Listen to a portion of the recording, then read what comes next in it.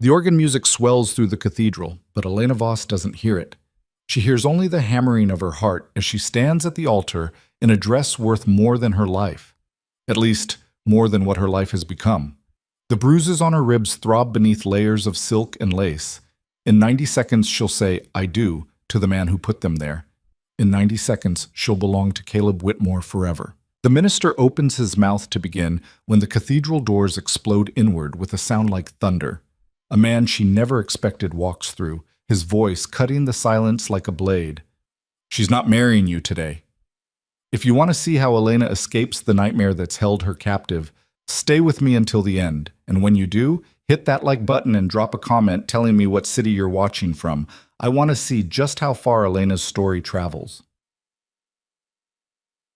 But the late afternoon sun streamed through the stained glass windows of Charleston's most prestigious cathedral, painting the white marble floors in brilliant shades of crimson and gold. It should have been beautiful. Elena Voss knew it should have been beautiful, but all she could see was blood and fire. Her hands trembled as she clutched the cascading bouquet of white roses and peonies, flowers she hadn't chosen, arranged by a wedding planner she'd never met, for a ceremony she'd never wanted. The dress weighed on her like chains. $15,000 of imported silk and Venetian lace, custom fitted to hide the purple-blue fingerprints that circled her upper arms like grotesque bracelets. "Smile, darling." The whisper came from her left, where Caleb Whitmore stood in his immaculate Tom Ford tuxedo, his hand gripping her elbow with just enough pressure to make her wince. To anyone watching, it looked like a tender gesture. Elena knew better. "Everyone's watching. Don't embarrass me." She forced her lips into something approximating a smile, though her face felt like a mask made of porcelain, beautiful and empty and ready to shatter at the slightest touch. The cathedral was packed. 400 guests filled the hand-carved pews, Charleston's elite dressed in their finest, here to witness the union of two of the city's most prominent families. Or at least, that's what they thought they were witnessing. The truth was so much darker, so much more twisted, but these people in their designer clothes and expensive jewelry would never see it. They saw only what they wanted to see: a fairy tale wedding, a beautiful bride, a handsome groom from one of the South's oldest and most powerful dynasties. None of them knew she was dying inside. The processional music had ended minutes ago. Now, Reverend Morrison stood before them, his silver hair gleaming in the filtered light, his practiced smile warm and welcoming. He'd married half the couples in Charleston's upper echelon. He had no idea he was about to officiate a prison sentence. "Dearly beloved," he began, his voice rich and sonorous, carrying easily through the cavernous space. "We are gathered here today in the sight of—" Elena's mind drifted away from the words. She couldn't bear to hear them.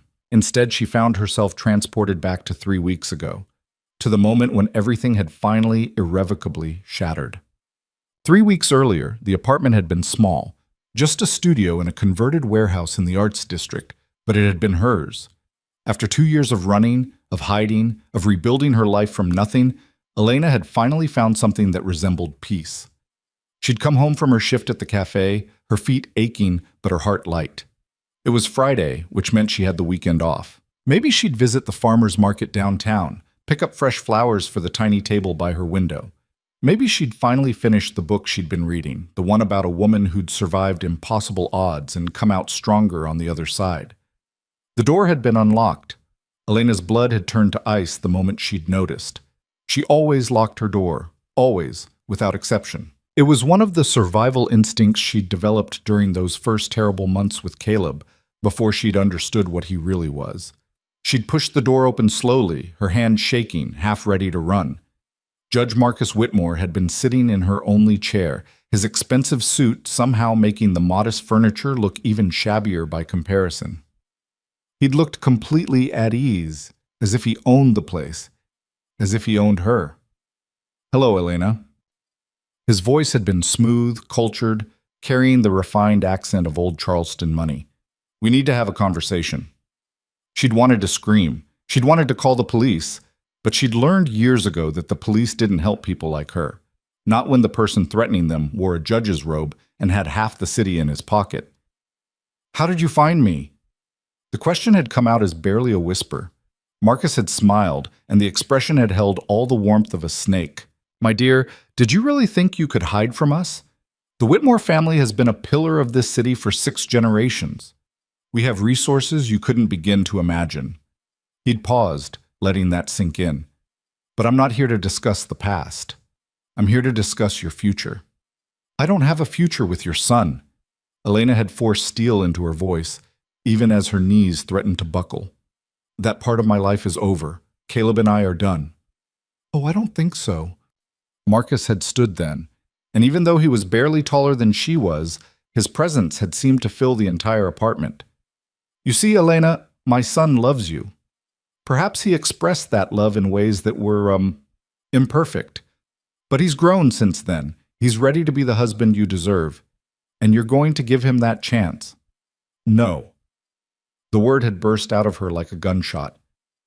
Never. I'd rather die than... Than what? Marcus had moved closer, his eyes hard as granite. Then give him a second chance? How noble, how brave. His voice had dripped with sarcasm. Let me tell you about brave, Elena. Brave is what you'll need to be when you're sitting in a prison cell charged with embezzlement and fraud. The floor had seemed to tilt beneath her feet. What are you talking about? I've never... Haven't you? He'd pulled a folder from his briefcase, tossed it onto her second-hand coffee table. According to these bank records, you've been systematically stealing from the cafe where you work. $15,000 over the past 6 months, funneled into an offshore account. The evidence is quite damning, I'm afraid. Elena's hands had trembled as she'd opened the folder. Bank statements, transfer records, even emails, all with her name attached, all completely fabricated. The documentation was perfect, professional, utterly convincing. This is fake, she'd whispered. All of it. I never... Try proving that. Marcus had settled back into the chair, his posture relaxed, almost bored. I have friends in the prosecutor's office, friends who owe me favors, friends who would be very interested in a case this clear-cut. You'd be arrested within 48 hours. Bail would be set impossibly high. I'd make sure of that. And by the time your case went to trial, I'd have 12 jurors who'd believe every word of the prosecution's narrative. He'd leaned forward slightly. You'd serve 8 to 10 years, minimum. More, if I wanted to press for additional charges. And I would, Elena. I absolutely would. She'd sunk onto the edge of her bed, her legs no longer able to support her. Why are you doing this? Because my son deserves to be happy. Because the Whitmore family doesn't accept rejection. Because you made a commitment to Caleb when you agreed to date him, and you're going to honor that commitment. Each word had been measured, precise, delivered with absolute certainty. But mostly, because I can. I won't do it. Even as she'd said the words, Elena had known they were empty. You can't force me to marry him. Marcus had smiled again, and this time there had been something almost admiring in his expression. Actually, I can, but I thought you might be stubborn about this, so I brought some additional motivation. He'd pulled out his phone, swiped through several screens, then turned it toward her. The photograph had made Elena's heart stop. Sarah, her younger sister, sitting in a coffee shop, completely unaware she was being photographed, a textbook open in front of her as she studied. She's doing well at Duke, I understand, Marcus had said conversationally.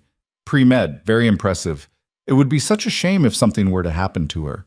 An accident, perhaps. Car brakes failing at an inopportune moment. A mugging gone wrong. These things happen to young women all the time, especially in big cities like Durham. Don't you dare! Elena's voice had been barely audible, choked with terror and rage. Don't you dare touch her! Then we understand each other. Marcus had pocketed his phone, his expression satisfied. Here's what's going to happen. You're going to move back in with Caleb. You're going to accept his marriage proposal. You're going to smile and play the happy fiancé for exactly 3 weeks while we plan a wedding befitting the Whitmore name. And then you're going to marry my son in front of Charleston's finest families, and you're going to make him happy for the rest of your natural life. And if I refuse? Elena had already known the answer, but she'd needed to hear him say it. Then your sister dies, and you spend the next decade in prison, and even from behind bars, I'll make sure you know every detail of how she suffered. He'd stood, smoothing his jacket. But you're not going to refuse, are you? Because despite everything, despite all your attempts to run away and start over, you're still the same frightened girl who couldn't stand up to my son. You're still weak. He'd been wrong about that. Elena wasn't weak. She'd survived things that would have broken most people. She'd escaped an abusive relationship with nothing but the clothes on her back. She'd rebuilt her entire life from scratch, worked 3 jobs to keep herself fed and housed, learned to look over her shoulder and trust no one. But she loved her sister more than she loved her own freedom, and Marcus Whitmore had known exactly which buttons to push. If any person can show just cause why they may not be joined together, let them speak now or forever hold their peace. Reverend Morrison's words pulled Elena back to the present, to the cathedral filled with flowers and lies, to the man standing beside her whose touch made her skin crawl. No one spoke.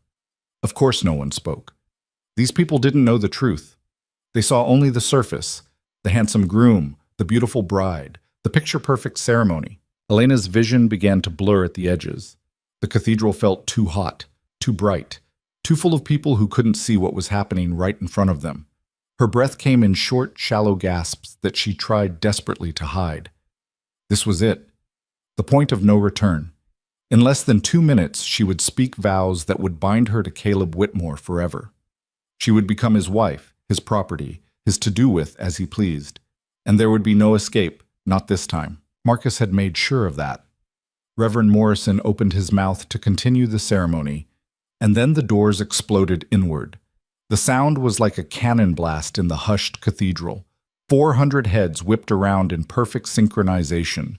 The heavy oak doors, each one weighing hundreds of pounds, had been thrown open with such force that they crashed against the marble walls, the impact echoing like thunder. A man stood silhouetted in the doorway, backlit by the late afternoon sun, so that for a moment he was little more than a dark outline, tall and broad-shouldered and utterly still. Then he stepped forward into the cathedral, and the light caught his features. Elena's breath stopped entirely. Dominic Falcone, her employer, the man who'd hired her 6 months ago to work as an administrative assistant at his security consulting firm, the quiet, observant man who'd never asked about her past, who'd paid her fairly and treated her with more respect than anyone had in years. What was he doing here? "Who the hell are you?" Caleb's voice cracked across the cathedral like a whip. He released Elena's arm and took a step forward, his face flushing red with anger. "This is a private ceremony. You need to leave. Now." Dominic didn't even glance at him. His eyes, dark as midnight, sharp as broken glass, were fixed entirely on Elena. When he spoke, his voice carried effortlessly through the huge space, low and controlled and absolutely certain. "She's not marrying you today." The cathedral erupted in shocked murmurs. Caleb's face went from red to purple. Marcus Whitmore rose from his seat in the front pew, his expression thunderous. "This is outrageous," the judge sputtered. "Security! Remove this man immediately!" But no security guards appeared. Dominic continued walking down the center aisle, his footsteps echoing on the marble, his gaze never leaving Elena's face. He moved with the kind of quiet confidence that made people instinctively step back, even though he hadn't made a single threatening gesture. "Elena," he said, and there was something in the way he spoke her name, gentle but firm, like he was speaking to someone he knew was stronger than they believed themselves to be. "You don't have to do this." "You don't know anything about this," Caleb snarled, moving to intercept Dominic before he could reach the altar. "This is my wedding, and that's my bride, and you need to get the hell out of my church before you what?" Dominic stopped walking, but not because Caleb had intimidated him. He simply paused, looking at the younger man with something that might have been pity. "Before you hit her again? Before you lock her in a room for 3 days with no food like you did last year? Before you tell her she's worthless? That no one would ever love her? That she's lucky you're willing to tolerate her?" The murmurs grew louder. Several guests had pulled out their phones, some filming, others frantically texting. This was going to be all over social media within minutes. Caleb's face had gone pale. "That's a lie. All of it. I don't know what she told you, but she didn't tell me anything." Dominic's voice remained calm, but there was steel underneath it now. "She never said a word about what you did to her. She kept your secrets, protected your reputation, even while she was trying to rebuild her life from the pieces you'd shattered." He took another step closer. "But I'm very good at my job, Caleb, and my job is finding the truth, no matter how deep people try to bury it." Marcus Whitmore had made his way up the aisle now, his face a mask of barely controlled fury. "Mr. Falcone, I don't know what delusion you're operating under, but you're committing criminal trespass and interfering with a legal ceremony. I suggest you leave before I have you arrested." Dominic finally turned his attention to the judge, and something flickered across his face, recognition, disdain, and a hint of something darker. "Are you going to arrest me yourself, Judge Whitmore? Or will you call one of your friends in the department? Maybe Chief Paulson, the one who helped you bury the police reports Elena filed? Or perhaps Detective Morris, who lost the evidence from her hospital visit after Caleb broke 2 of her ribs?" The cathedral had gone silent now. Even the murmurs had ceased. 400 people held their breath, sensing that something massive was unfolding before them. Elena stood frozen at the altar, unable to move, unable to speak, her mind racing. How did Dominic know these things? She'd never told him about the police reports, about the hospital, about any of it. She'd been so careful to keep her past buried, to present herself as nothing more than a competent employee with no complications. "These are serious accusations," Marcus said, his voice cold as ice. "I hope you have evidence to support them, because otherwise you're looking at a defamation lawsuit that will—" "I have evidence." Dominic reached into his jacket pocket and pulled out a tablet.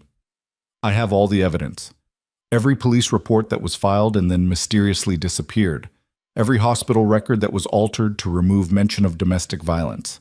Every witness who was pressured into changing their statement. Every judge and police officer and city official who helped you cover up your son's crimes." He swiped across the screen.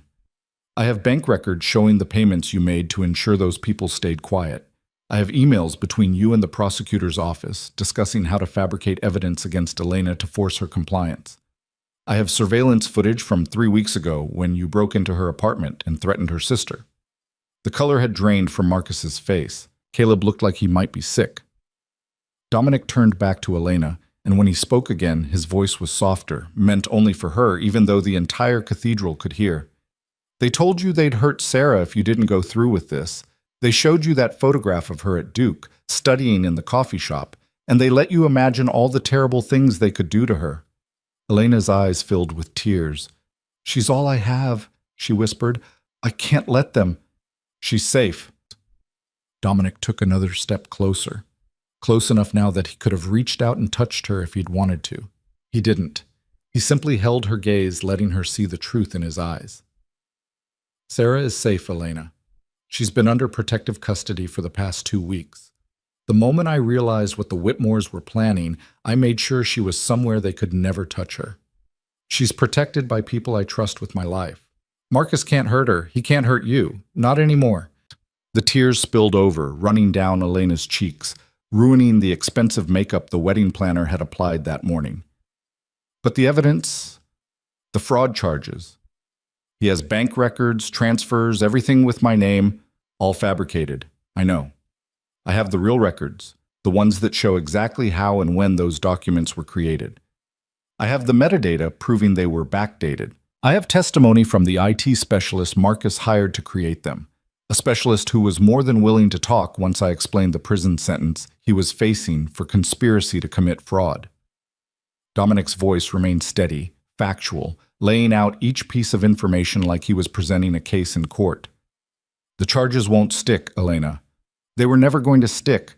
Marcus was counting on you being too frightened to fight back, too convinced of his power to question the evidence. But the whole thing falls apart the moment anyone with actual authority looks at it closely. Which they will, starting today." "You're lying." Caleb had found his voice again, though it sounded strangled.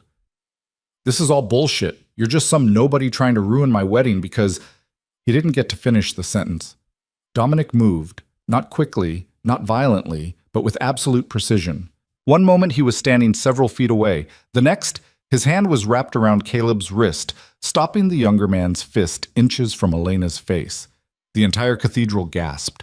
Caleb had been about to hit her. Right there, in front of 400 witnesses, in the middle of his own wedding, he'd been about to strike his bride. "Don't." Dominic's voice was quiet, but there was something in it that made everyone in the cathedral take an involuntary step back. "Don't even think about touching her. Not today. Not ever again." He released Caleb's wrist with enough force to make the younger man stumble backward. Caleb caught himself on the edge of the altar, his face twisted with rage and humiliation. "You have no idea who you're messing with," he spat. "My father is one of the most powerful men in Charleston. He'll destroy you. He'll destroy your business, your reputation, everything you've built. You'll wish you'd never—" "Your father," Dominic interrupted, "is about to be arrested." The words hung in the air like a death sentence. Marcus Whitmore laughed, actually laughed, the sound bitter and disbelieving. "On what charges? You can't possibly— obstruction of justice, abuse of power, conspiracy to commit fraud, witness intimidation, conspiracy to commit kidnapping." Dominic rattled off the charges like a shopping list. "Should I continue? Because I have about 15 more, and that's just for you." Caleb's list is significantly longer. "This is insane," Marcus said, but his voice had lost some of its certainty. "You can't just waltz in here and accuse a sitting judge of— I'm not just accusing you, I'm presenting evidence to the FBI." Dominic glanced at his watch. "They should be receiving the full dossier right about now, along with copies sent to the State Attorney General, the Department of Justice, and several major news outlets. By tomorrow morning, every newspaper in the country will be running the story. But I imagine you'll be in custody long before then." He was right. Even as he spoke, Elena heard something in the distance. Sirens, multiple vehicles growing closer by the second. Marcus heard them too. His face went from pale to ashen. "You're bluffing. This is all a bluff. You don't have anything real. Just— I have everything." Dominic's voice was final, absolute. "I've been investigating your family for 3 months, Judge Whitmore. Ever since I noticed the bruises Elena tried so hard to hide. Ever since I saw the way she flinched when someone raised their voice. Ever since I realized that one of my employees was living in fear, and that fear had a name." He turned his attention back to Elena, and his expression softened fractionally. "I'm sorry I didn't act sooner. I wanted to be absolutely certain before I moved against them. I needed enough evidence to make sure they could never come after you again, never threaten you or Sarah or anyone else you care about. That's why I waited. That's why I let you think you were alone in this fight." His jaw tightened. "I should have told you, but I was afraid that if you knew I was building a case, you might do something desperate, or that they might find out and hurt you before I could stop them." The sirens were loud now, right outside the cathedral. Car doors slammed. Footsteps echoed in the entrance hall. FBI agents in tactical gear flooded into the church, a dozen of them spreading out with practiced efficiency. The lead agent, a stern-looking woman in her 40s with steel gray hair pulled back in a tight bun, walked directly to where Marcus Whitmore stood, her badge held high. "Judge Marcus Whitmore, you're under arrest for obstruction of justice, abuse of power, and conspiracy to commit kidnapping. You have the right to remain silent." Marcus's face had gone completely white. He didn't resist as the agents cuffed him, didn't speak as they read him his rights. He simply stared at Dominic with an expression of pure hatred, as if he could kill the other man through force of will alone. Caleb tried to run. He made it exactly 3 steps before 2 agents grabbed him. He fought, cursing and thrashing like a child throwing a tantrum, but they had him cuffed and subdued in seconds. "Get your hands off me," he screamed. "Do you know who I am? Do you know who my father is? You can't do this." The lead agent gave him a look of utter contempt. "Caleb Whitmore, you're under arrest for aggravated assault, domestic violence, witness intimidation, and about a dozen other charges that frankly make me sick to read. Save your breath for your lawyer. You're going to need one." The cathedral had erupted in chaos. Guests were standing, talking over each other, filming everything on their phones. Some looked shocked, others fascinated, still others horrified. The Whitmore family's carefully crafted image was crumbling in real time, and all of Charleston society was watching it happen. But Elena barely noticed any of it. She stood at the altar in her $15,000 dress, tears streaming down her face, staring at the man who had just dismantled her entire nightmare in less than 10 minutes. Dominic moved closer, close enough that they were separated by only a few feet, close enough that she could see the concern in his dark eyes. "You're free," he said quietly. "Really free. They can't hurt you anymore. You don't have to marry him. You don't have to spend another second being afraid." Elena's knees buckled. Dominic caught her before she could fall, his hands gentle on her arms, supporting her weight without constraining her. Even in the midst of her emotional collapse, she noticed that the way he held her like something precious rather than something to be controlled. I don't understand, she managed to say through her tears. Why would you do this? Why would you risk everything to help me? I'm nobody. Just an assistant you hired 6 months ago. Why would you? Because everyone deserves to be free, Dominic said simply. Because what they did to you was wrong, and someone needed to stop them. Because you worked for me, which meant you were under my protection, whether you knew it or not. He paused and something flickered across his face. Something vulnerable, quickly hidden. And because you're not nobody, Elena, you never were. Around them, the FBI was systematically arresting members of the Whitmore family's inner circle. Business associates, lawyers, even a few city officials who'd been sitting in the pews, everyone who'd been complicit in the family's crimes, was being taken into custody. Phones were being confiscated, evidence was being collected, statements were being taken. The perfect Charleston wedding had become a crime scene. Reverend Morrison stood forgotten at the altar, his mouth opening and closing like a fish out of water, clearly having no idea how to handle this particular deviation from the ceremony. Elena pulled away from Dominic's steadying hands, standing on her own, even though her legs still felt like water. She looked at the man who would have been her husband, the man who'd broken her bones and her spirit, who'd made her believe she was worthless, who'd stolen 2 years of her life and then tried to take the rest. Caleb glared at her with pure venom as the agents led him toward the exit.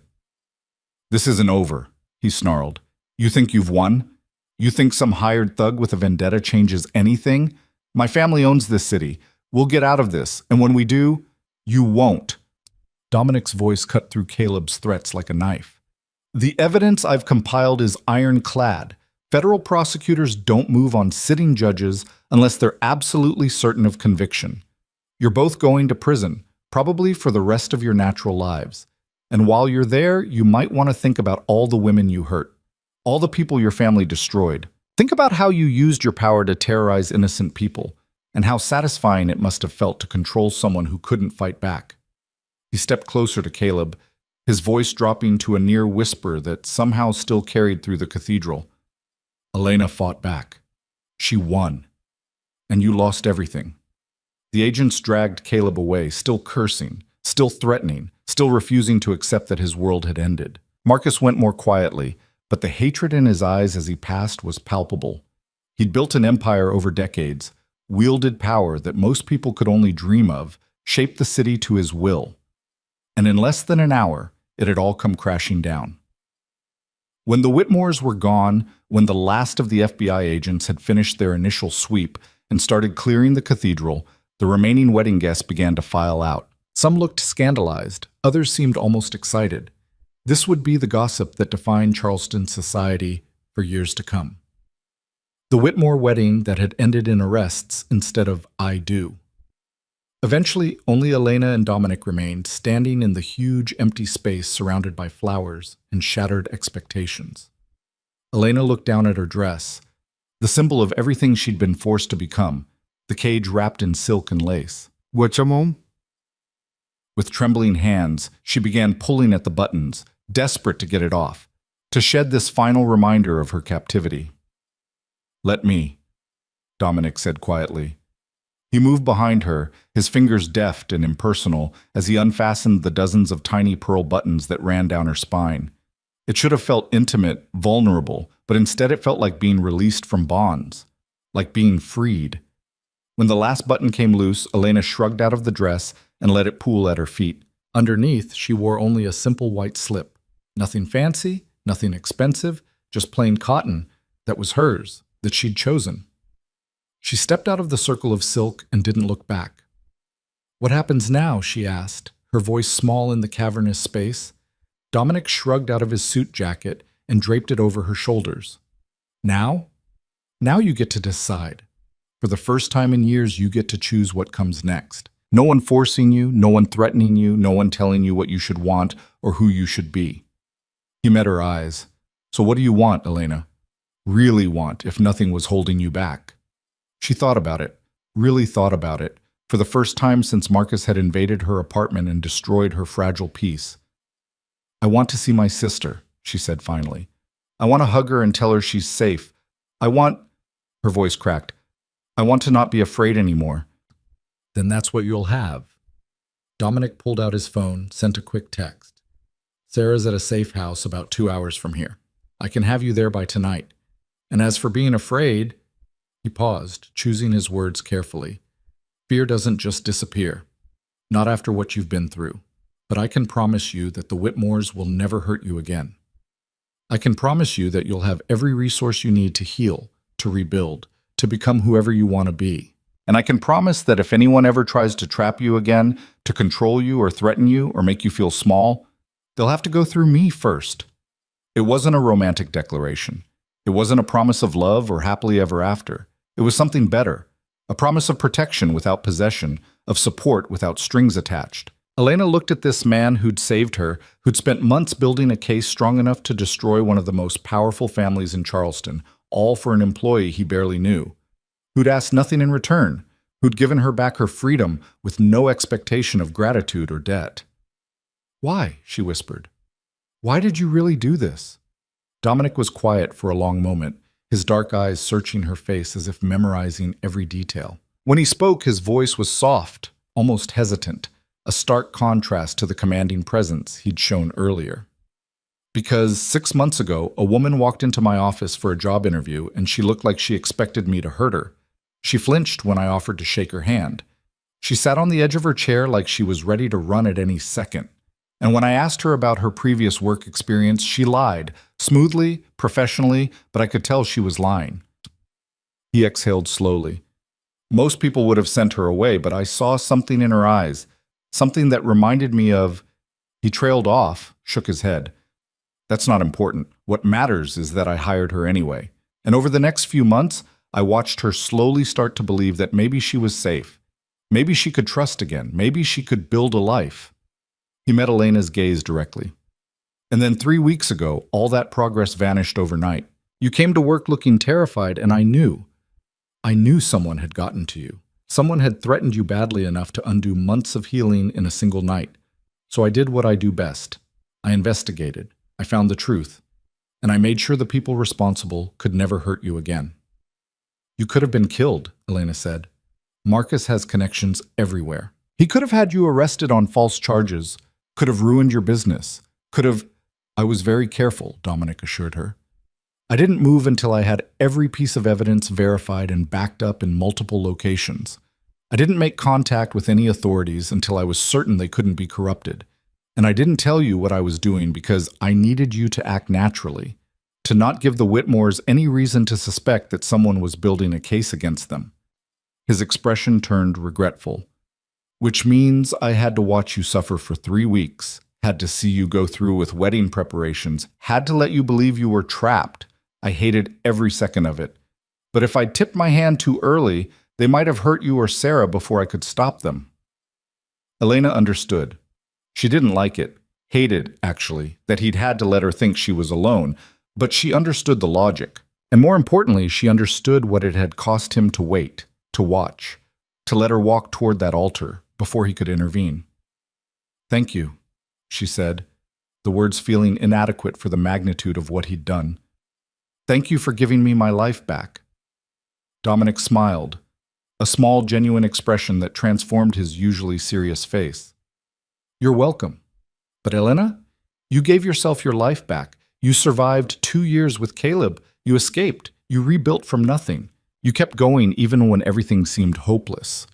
All I did was remove the obstacles, the strength, the courage, the determination to keep fighting. That was all you." The cathedral doors opened again, and a woman in casual clothes entered, one of Dominic's security team members, Elena recognized. "Car's ready," the woman said quietly. "We can leave whenever you are." Elena looked around the cathedral one last time. The flowers, the candles, the perfect setup for a perfect wedding that had been nothing but a lie. Tomorrow, this would all be dismantled. The Whitmore family's empire would crumble. Caleb and Marcus would face justice, and she would be free. She turned to Dominic, still wearing his jacket over her slip, barefoot on the cold marble floor, her wedding makeup streaked with tears. She probably looked ridiculous. She'd never felt more powerful in her life. "I'm ready," she said. "Let's go see my sister."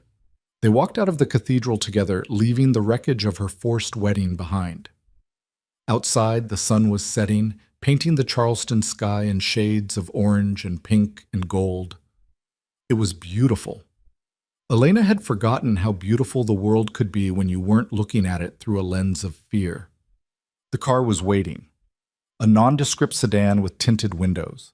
Elena slid into the back seat and Dominic climbed in beside her. The security team member took the driver's seat. As they pulled away from the cathedral, Elena caught a glimpse of the news vans that had already arrived, reporters setting up cameras to cover the story of Charleston's most scandalous wedding. By morning, everyone would know what the Whitmores had done. By morning, their victims would start coming forward. By morning, the city that had protected them for so long would turn against them. Justice, Elena thought, was slow sometimes, but when it finally came, it was thorough. "Sarah knows you're coming," Dominic said quietly. "I called her earlier, told her everything was going to be okay. She was relieved doesn't even begin to cover it. She's been worried sick about you for weeks." "I never told her what was happening," Elena admitted. "I didn't want her to be afraid. Didn't want her to feel like she needed to save me. She knew anyway. Sisters usually do." Dominic leaned back in his seat, his posture relaxed for the first time since Elena had known him. The tension he'd carried throughout the confrontation at the cathedral had finally eased. She wanted to come to Charleston, wanted to confront the Whitmores herself. "I had to physically restrain my security team from letting her try." Despite everything, Elena smiled. That sounded like Sarah, fierce, protective, ready to fight the world for the people she loved. "She's going to have a lot of questions. I imagine she will. You don't have to answer them tonight if you're not ready." Dominic glanced at her. "You don't have to do anything you're not ready for. Not anymore."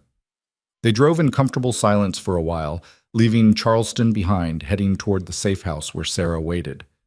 Elena watched the landscape change through the tinted windows. City giving way to suburbs, suburbs giving way to rural countryside. She'd made this drive before, fleeing Caleb 2 years ago, terrified and alone, and certain she'd never be safe again. This time was different. This time, she wasn't running. She was choosing. "What will you do now?" she asked Dominic. "After everything settles. After the trials are over. Run my business. Continue investigating cases. Try to help other people who find themselves in situations like yours." He was quiet for a moment. "What about you? What comes next for Elena Voss?" It was a question she'd been asking herself for 2 years. What came next? Who she wanted to be, what kind of life she wanted to build. "I don't know yet," she admitted, "but I think I'd like to help people too. People who are trapped like I was. People who think they have no way out." She looked at Dominic. "Maybe I could work with you on that. Officially, I mean, not just as an assistant." "I'd like that," Dominic said simply. "I think you'd be very good at it. You understand what it feels like to be powerless. That kind of empathy, that kind of insight, it's invaluable in this work." The drive took exactly 2 hours, just as Dominic had promised. When they finally pulled up to the safe house, a modest farmhouse set back from the road, surrounded by fields, Elena's heart was pounding. The front door opened before they'd even gotten out of the car. Sarah stood in the doorway, backlit by warm interior light, her face a mixture of relief and joy and lingering fear. She was 22 years old, pre-med at Duke, brilliant and brave and everything Elena had tried to protect. Elena got out of the car, still barefoot, still wearing nothing but a slip and Dominic's jacket. She walked up the path to the house, moving slowly at first, then faster, until she was running. Sarah met her halfway, and they collided in a fierce embrace, both of them crying, both of them holding on like they'd never let go. "You're okay," Sarah kept saying over and over like a prayer. "You're okay, you're safe, you're here." "I'm sorry," Elena whispered. "I'm so sorry I didn't tell you, didn't warn you, didn't—" "Shut up," Sarah said, but there was no heat in it. "Just shut up and let me hug my sister." They stood there in the fading light, holding each other. Two women who'd survived more than anyone should have to survive, who'd kept each other safe across the miles through sheer force of love. Behind them, Dominic stood by the car, giving them space, giving them privacy. When Elena finally looked back at him, she saw something in his expression. Satisfaction, yes, but also something deeper. Pride, maybe. Or relief that this particular story had ended the way it should. "Thank you," she mouthed to him. He nodded once, a small acknowledgement, then turned to speak quietly with his security team. Sarah pulled back enough to look at Elena properly, taking in the tear-streaked makeup, the expensive slip, the borrowed jacket. "So," she said, wiping her own tears away, "I hear you didn't get married today." Elena laughed, actually laughed, the sound bubbling up from somewhere deep inside, cathartic and genuine. No, I definitely didn't get married today." "Good," Sarah said fiercely, "because I was going to have some very strong words for you if you had." They went inside together, arms around each other, and for the first time in 3 weeks, for the first time in 2 years really, Elena felt like she could breathe. The farmhouse was cozy, warm, with a fire burning in the living room fireplace and the smell of something cooking in the kitchen.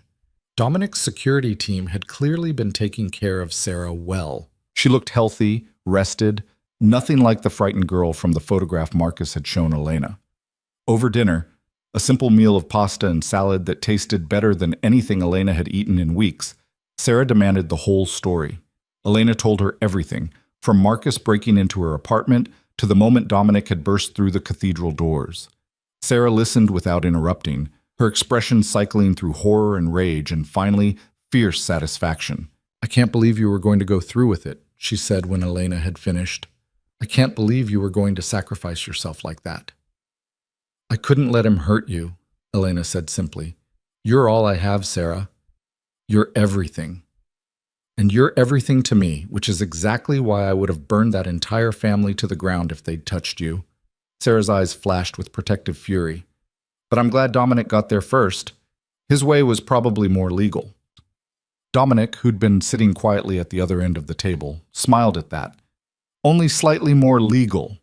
They talked late into the night, about the case, about what would happen next, about the trials and the media coverage and the slow process of justice. Dominic explained that the FBI had been looking for a reason to investigate Marcus Whitmore for years, but they'd never been able to gather enough evidence. His dossier had given them everything they needed to move forward with confidence. "The charges will stick," he assured them. "Both Caleb and Marcus are looking at decades in prison. Their assets will be frozen, their business empire dismantled. Everyone they've hurt, everyone they've threatened and silenced, they'll finally have the opportunity to come forward without fear." "And Elena?" Sarah asked. "What about the fabricated fraud charges?" "Already dismissed. The prosecutor took one look at the metadata showing when those documents were created and threatened to add more charges against Marcus for attempting to manipulate the justice system." Dominic's expression was grim. "There won't be any legal repercussions for Elena. She's completely clear." Elena felt a weight lift from her chest that she hadn't even fully realized was there. Clear. She was clear. No charges, no prison, no criminal record following her for the rest of her life. Free. She was actually free. Eventually, exhaustion caught up with all of them.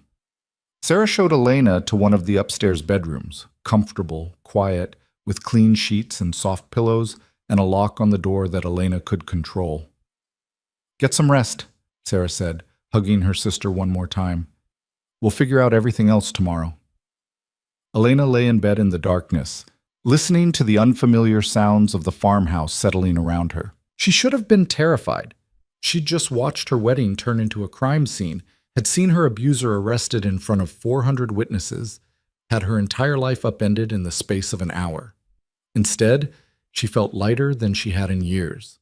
She thought about Dominic, about the careful way he'd investigated the Whitmores, about how he'd waited until he had ironclad evidence before making his move, about how he'd protected Sarah without being asked, had saved Elena without expecting anything in return, about how, when he'd caught her at the altar, he'd held her like she was precious rather than fragile. She thought about tomorrow, and the day after that, and all the days stretching out ahead of her like an open road, days that belonged to her now, days she could fill with anything she chose. For the first time in longer than she could remember, the future didn't look like a threat. It looked like a promise. Elena woke to sunlight streaming through unfamiliar windows and the smell of coffee drifting up from downstairs. For a disorienting moment, she couldn't remember where she was. Then the events of yesterday came flooding back in vivid detail. The cathedral, the arrests, Dominic's quiet promise that she was free. She sat up slowly, her body aching in ways that had nothing to do with physical injury. It was the exhaustion that came after surviving something terrible, the bone-deep weariness of finally being able to stop running and let herself feel everything she'd been holding back. The clock on the nightstand read 9:47 a.m. Elena couldn't remember the last time she'd slept past dawn.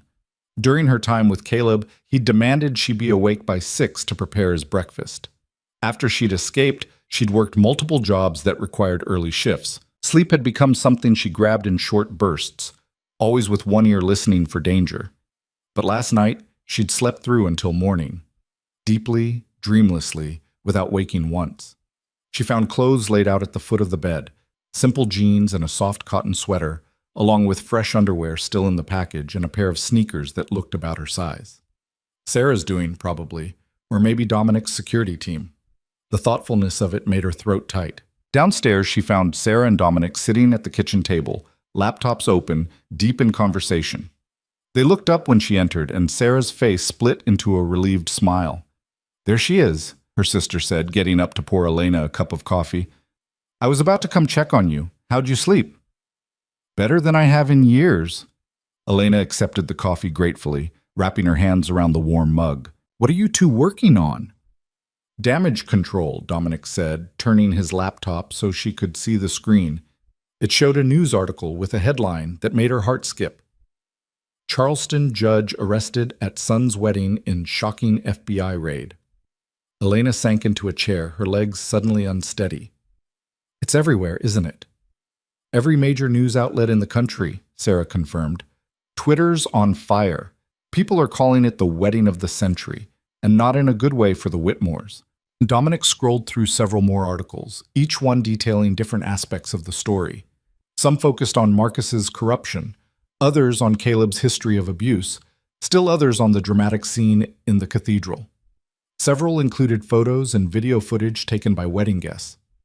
"I look insane in these," Elena muttered, seeing a freeze frame of herself at the altar, Dominic's jacket draped over her slip, her face streaked with tears. "You look like a survivor," Dominic corrected quietly. "And that's what people are seeing. Look at the comments." He pulled up a social media thread. Hundreds of messages from strangers, expressing support, sharing their own stories of escaping abuse, praising her courage. Elena felt tears prick her eyes as she read them. "The narrative is shifting," Sarah explained. "At first, some outlets tried to play it as a jilted bride drama, but then people who knew the Whitmores started coming forward. Former employees, victims Caleb had hurt, people Marcus had threatened over the years. The real story is coming out, and it's ugly." "Good," Elena said fiercely. "Let it all come out. Let everyone see what they really are." Dominic closed his laptop. "That's actually what I wanted to talk to you about. The FBI wants your statement. They're building their case, and your testimony would be crucial, especially regarding the coercion, the threats against Sarah, the fabricated evidence." Elena's stomach clenched. "Do I have to testify in court?" "Eventually, yes, if it goes to trial, but that's months away, possibly longer. Right now, they just need you to go on record with everything that happened." He paused, studying her face. "You don't have to do it today if you're not ready. They understand that you've been through trauma, but the sooner we get your statement documented, the stronger the case becomes." "I'll do it," Elena said, before fear could make her hesitate. "I want to. I want everyone to know the truth." Sarah reached across the table and squeezed her hand. "I'm proud of you." "Don't be proud yet. I haven't actually done anything." "You survived," Dominic said simply. "And now you're choosing to fight back instead of hiding. That's more than most people manage." The FBI agents arrived just after lunch, the same stern-looking woman who'd arrested Marcus, along with a younger male agent who introduced himself as Special Agent Chen. They set up recording equipment in the farmhouse living room and spent the next 4 hours taking Elena's statement. It was brutal. They asked her to recount every detail, every incident of abuse, every threat Marcus had made. Elena forced herself to speak clinically, to separate herself from the emotions as she described the pattern of violence that had characterized her relationship with Caleb. The first time he'd hit her. The time he'd locked her in their bedroom for 3 days. The hospital visit after he'd broken her ribs, and the police officer who'd lost the report. Sarah sat beside her the entire time, holding her hand, passing her tissues when the tears came despite her best efforts to stay composed. When Elena described the moment Marcus had shown her the photograph of Sarah, her voice broke completely.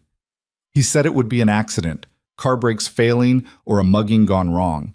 He made it sound so casual, like he was discussing the weather, and I knew he would do it if I didn't comply. Did you believe you had any choice in agreeing to the marriage? Agent Chen asked gently. No, none. It was marry Caleb or watch my sister die. Elena met the agent's eyes. I would have done anything to keep her safe. Anything.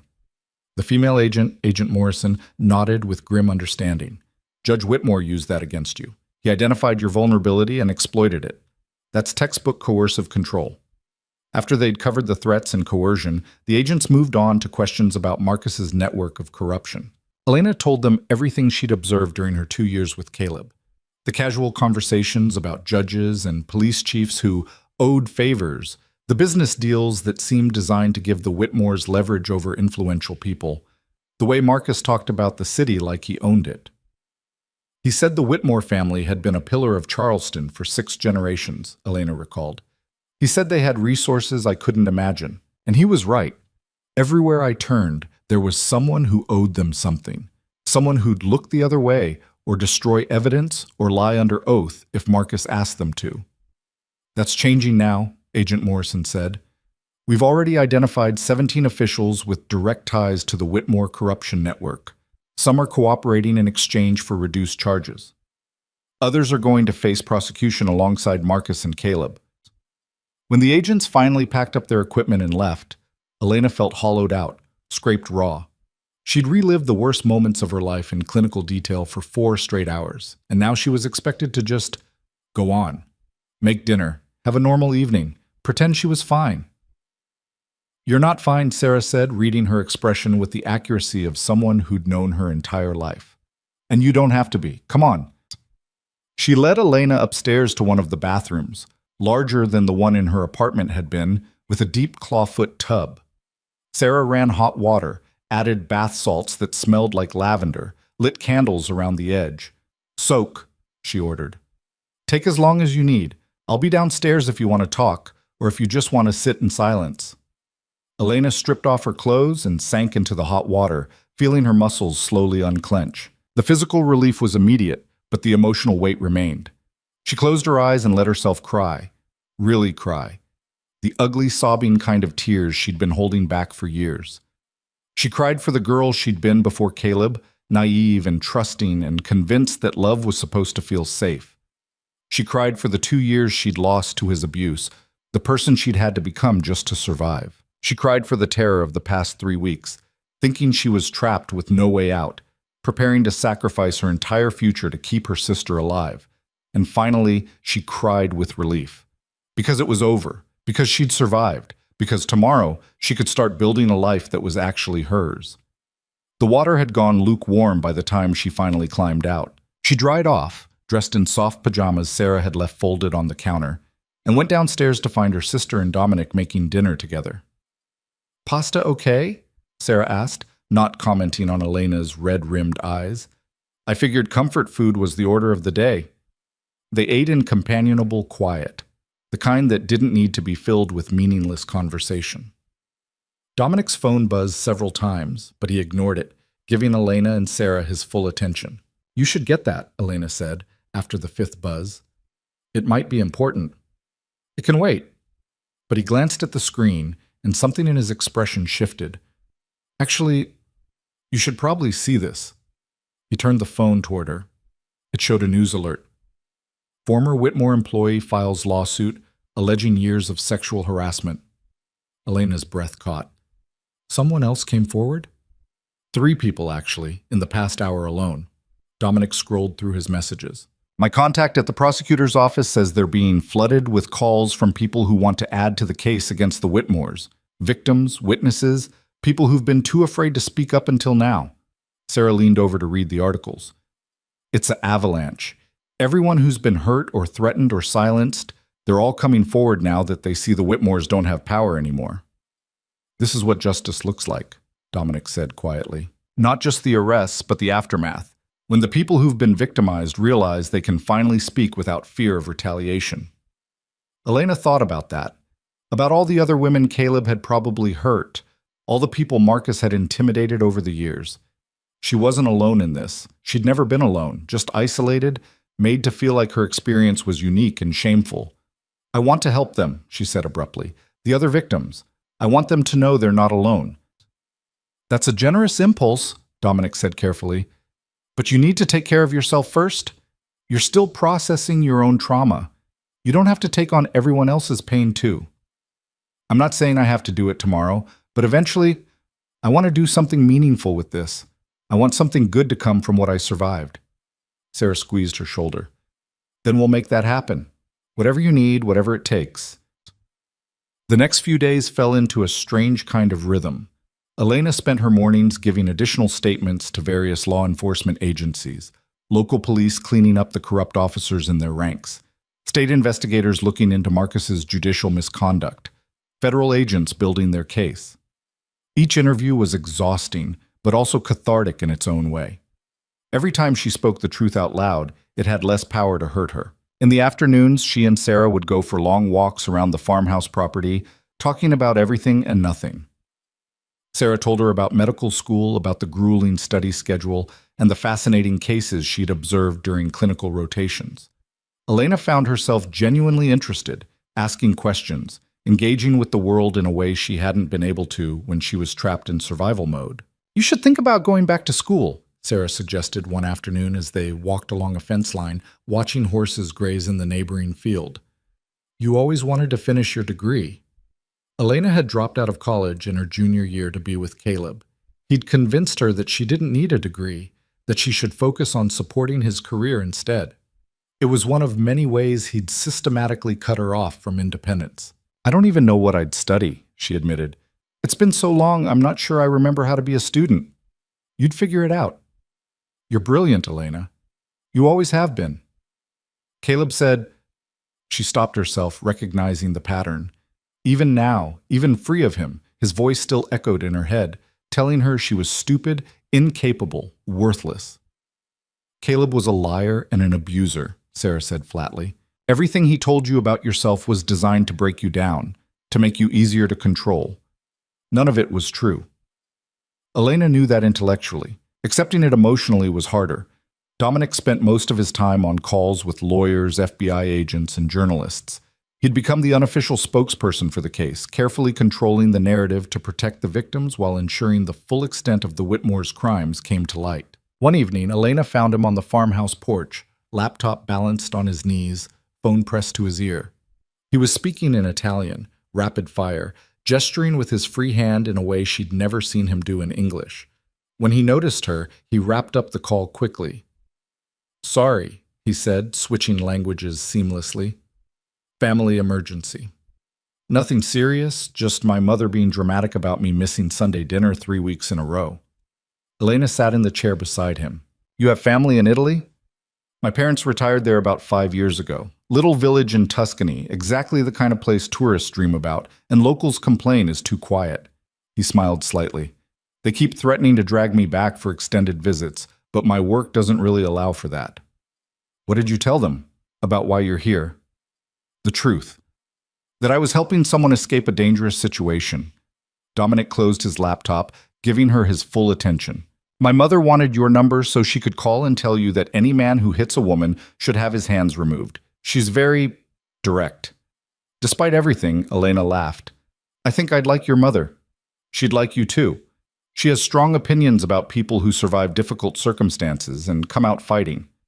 There was something in his tone, a hint of personal history that Elena wanted to explore. But before she could ask, his phone buzzed again, this time with a message that made his expression darken. What is it? Marcus's lawyers just filed a motion claiming the search of his home was illegal. They're trying to get all the evidence thrown out on a technicality. Elena's blood ran cold. Can they do that? Can they actually? They can try. They won't succeed. Dominic's voice was hard, certain.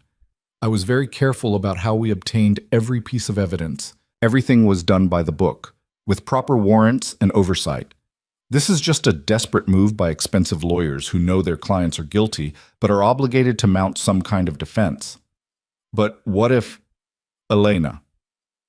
He turned to face her fully, his dark eyes serious. I understand that you're afraid. After everything the Whitmores have done, after watching them manipulate the system for so long, it's natural to worry that they'll find some way to escape consequences. But this time is different. The FBI doesn't move on cases like this unless they're absolutely certain of conviction. Federal prosecutors have a 93% conviction rate because they only bring charges when the evidence is overwhelming. Marcus and Caleb are going to prison.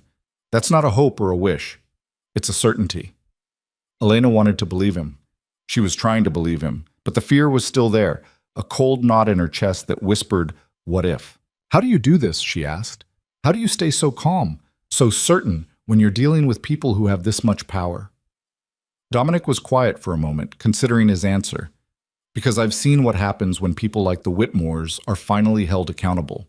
I've watched empires crumble, watched powerful men get led away in handcuffs, watched justice prevail even when it seemed impossible.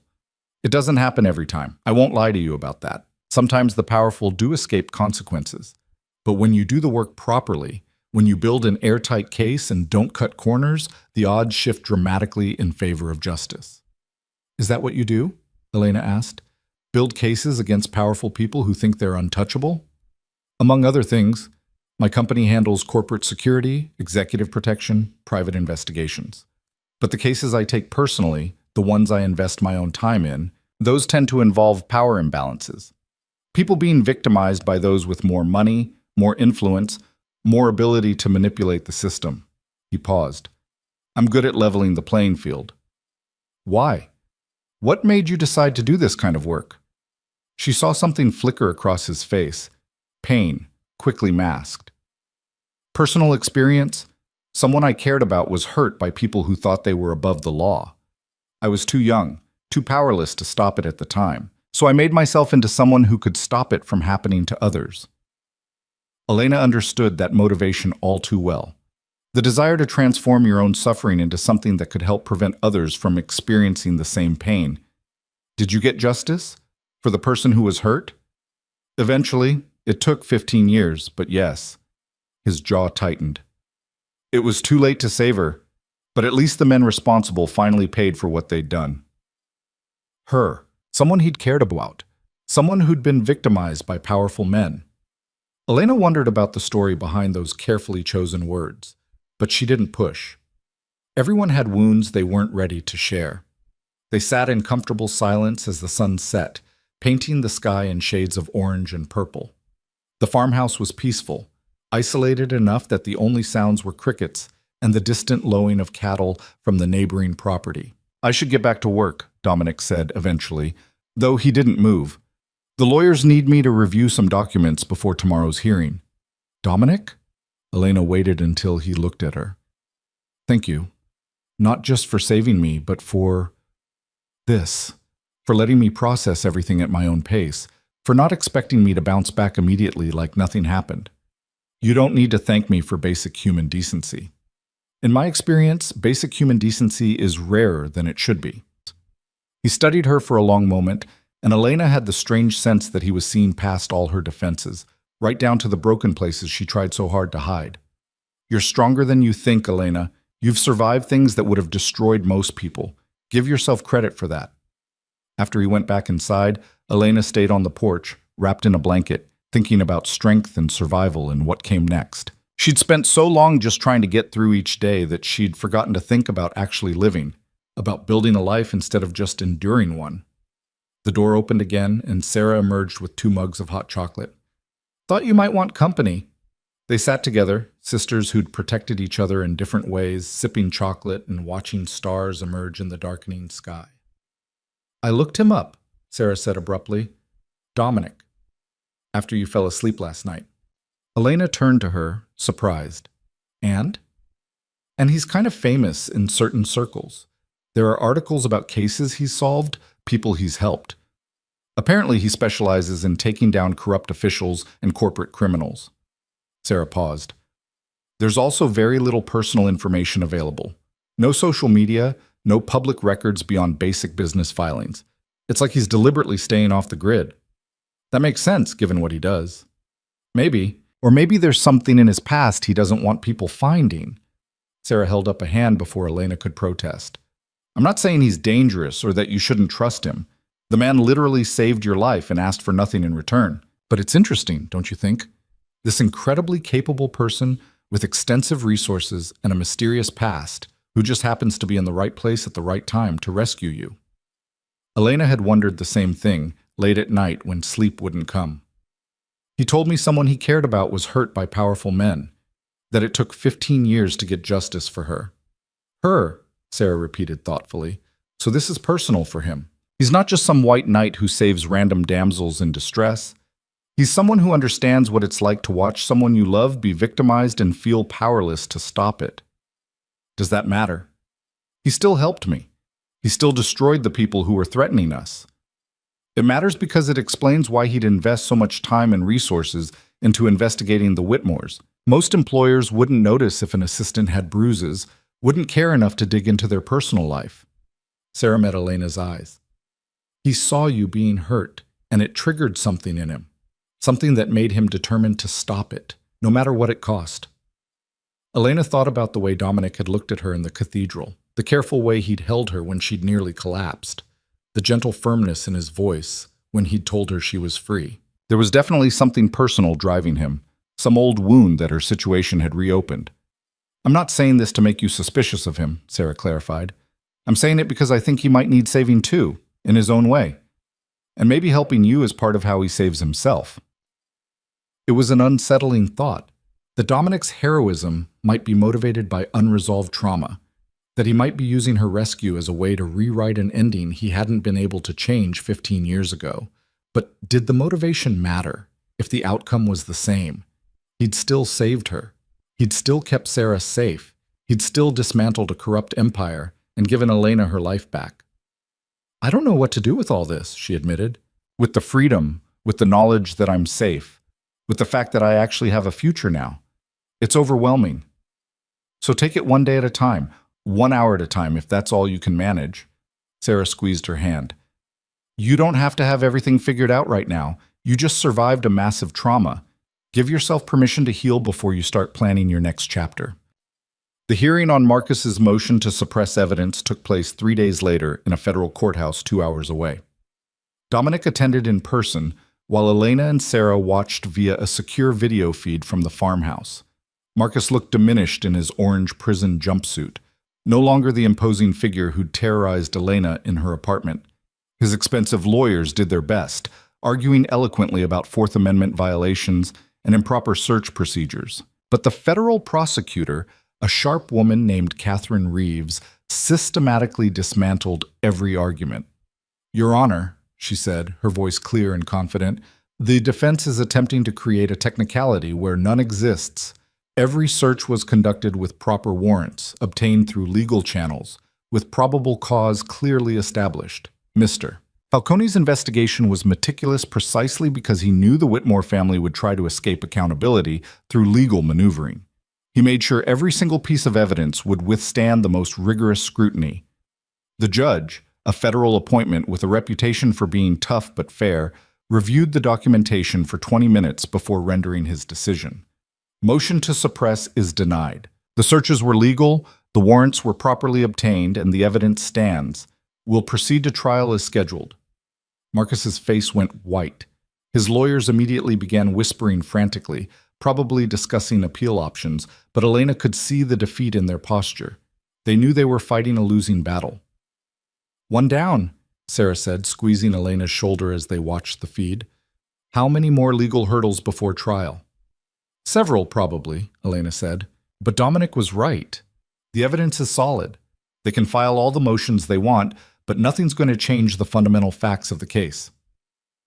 When Dominic returned that evening, he looked satisfied but exhausted. The good news is that Marcus's legal team just burned through about $50,000 of billable hours, accomplishing absolutely nothing. The bad news is they'll keep trying. The trial date is set for 4 months from now, which means 4 months of motions and counter-motions and legal maneuvering. And Caleb? Elena asked. What's happening with his case? He's actually being smarter than his father, or at least his lawyers are. They've indicated they're willing to discuss a plea deal, especially after seeing how thoroughly Marcus's motion was rejected today. Dominic poured himself a glass of water, leaning against the kitchen counter. If Caleb pleads guilty to the assault and domestic violence charges, he'd be looking at 15 to 20 years with the possibility of parole. If he goes to trial and loses, he could get 30 to life. Elena tried to imagine Caleb locked away for decades, unable to hurt anyone else. The thought should have brought satisfaction, but mostly she just felt tired. Will they make him take the plea deal? That's not how it works. It's his choice. But his lawyers will strongly recommend it, and Marcus won't be in a position to pressure him otherwise. Dominic studied her face. How would you feel if Caleb took a plea deal? If there was no trial, no chance for you to face him in court and tell your story publicly? Elena considered the question carefully. Part of her wanted that confrontation, wanted to look Caleb in the eye and make him hear everything he'd done to her. But another part, the part that just wanted to move on and start healing, was relieved at the thought of avoiding a trial. I think, she said slowly, that I'd be okay with it, as long as he goes to prison for a long time, as long as he can't hurt anyone else. That's what matters. I don't need the satisfaction of watching him squirm in a courtroom. That's very mature of you, Sarah said. I, personally, would love to watch him squirm. Despite everything, Elena smiled. You can go to Marcus's trial instead. That one's definitely happening. Oh, I plan to. Front row seat, if they'll let me. Over the next week, Elena slowly began to reclaim pieces of herself she'd lost during her time with Caleb. She started reading again, real books, fiction and nonfiction, losing herself in other people's stories. She experimented with cooking, trying recipes that Caleb had forbidden because he didn't like certain ingredients. She slept when she was tired instead of forcing herself to maintain someone else's schedule. And she talked. To the FBI, yes, but also to a therapist Dominic had arranged, a woman who specialized in trauma recovery and didn't flinch when Elena described the worst things Caleb had done. Dr. Patricia Williams had kind eyes and a no-nonsense attitude that Elena found oddly comforting. Recovery isn't linear, Dr. Williams told her during their third session. You're going to have good days and bad days. Days when you feel strong and capable, and days when you can barely get out of bed. That's normal. That's part of the process. How long does the process take? Elena asked, knowing it was a naive question but needing to ask anyway. As long as it needs to. There's no timeline for healing from trauma. Some people find their footing in months, others take years. Dr. Williams leaned forward. But here's what I can tell you. You survived the worst thing that could happen to you. You escaped. You're safe now. Everything else is just details. Elena wanted to believe that. Some days, she almost did. 2 weeks after the cathedral incident, Dominic received a call that made his expression shift from neutral to something darker, more intense. He stepped outside to take it, and when he came back in, he went straight to Elena. Caleb took the plea deal. 15 years, no possibility of parole for at least 10. He'll be formally sentenced next week, but it's done. He's going to prison. Elena had thought she'd feel triumphant when this moment came. Instead, she felt hollow, empty, like she'd been carrying a heavy weight for so long that now that it was gone, she didn't know how to stand upright without it. Hey, Dominic said gently, guiding her to sit down. This is good news. This is what we wanted. I know, I don't feel anything. That's shock. Give it time. The emotions will come later. He was right. That night, Elena cried until she couldn't breathe, great heaving sobs that felt like they were being torn from somewhere deep in her chest. Sarah held her through it, not trying to make it better or tell her everything was okay, just being present. He can't hurt me anymore, Elena kept saying, like if she repeated it enough times, she'd finally believe it. He's going to prison. He can't hurt me anymore. No, Sarah agreed. He can't. And Marcus can't either. They're done, Elena. They're finished, and you get to start over. Starting over. The concept was simultaneously thrilling and terrifying. Elena had no idea who she was without the trauma defining her. For 2 years, she'd been Caleb's victim. Then 2 more years, she'd been a survivor in hiding. But who was she now? What did Elena Voss want from life when she was finally free to choose? I want to help people, she told Dominic the next morning, when her eyes were still puffy from crying, but her resolve had solidified overnight. "You said I could work with you on cases like mine. I want to start." Dominic looked at her carefully. "You're sure? You don't need more time to I'll always need more time. That's what Dr. Williams says. Recovery isn't linear. There's no perfect moment when I'll feel completely healed." Elena met his eyes steadily. "But I can't just sit here processing my trauma forever. I need to do something meaningful with it. And helping other people escape situations like mine, that feels meaningful." "All right," Dominic said after a long pause. "Then let's start." Dominic's office in downtown Charleston occupied the top floor of a converted textile mill, all exposed brick and industrial windows that flooded the space with natural light. Elena had worked here for 6 months before everything had imploded, but she'd never really seen it, not properly.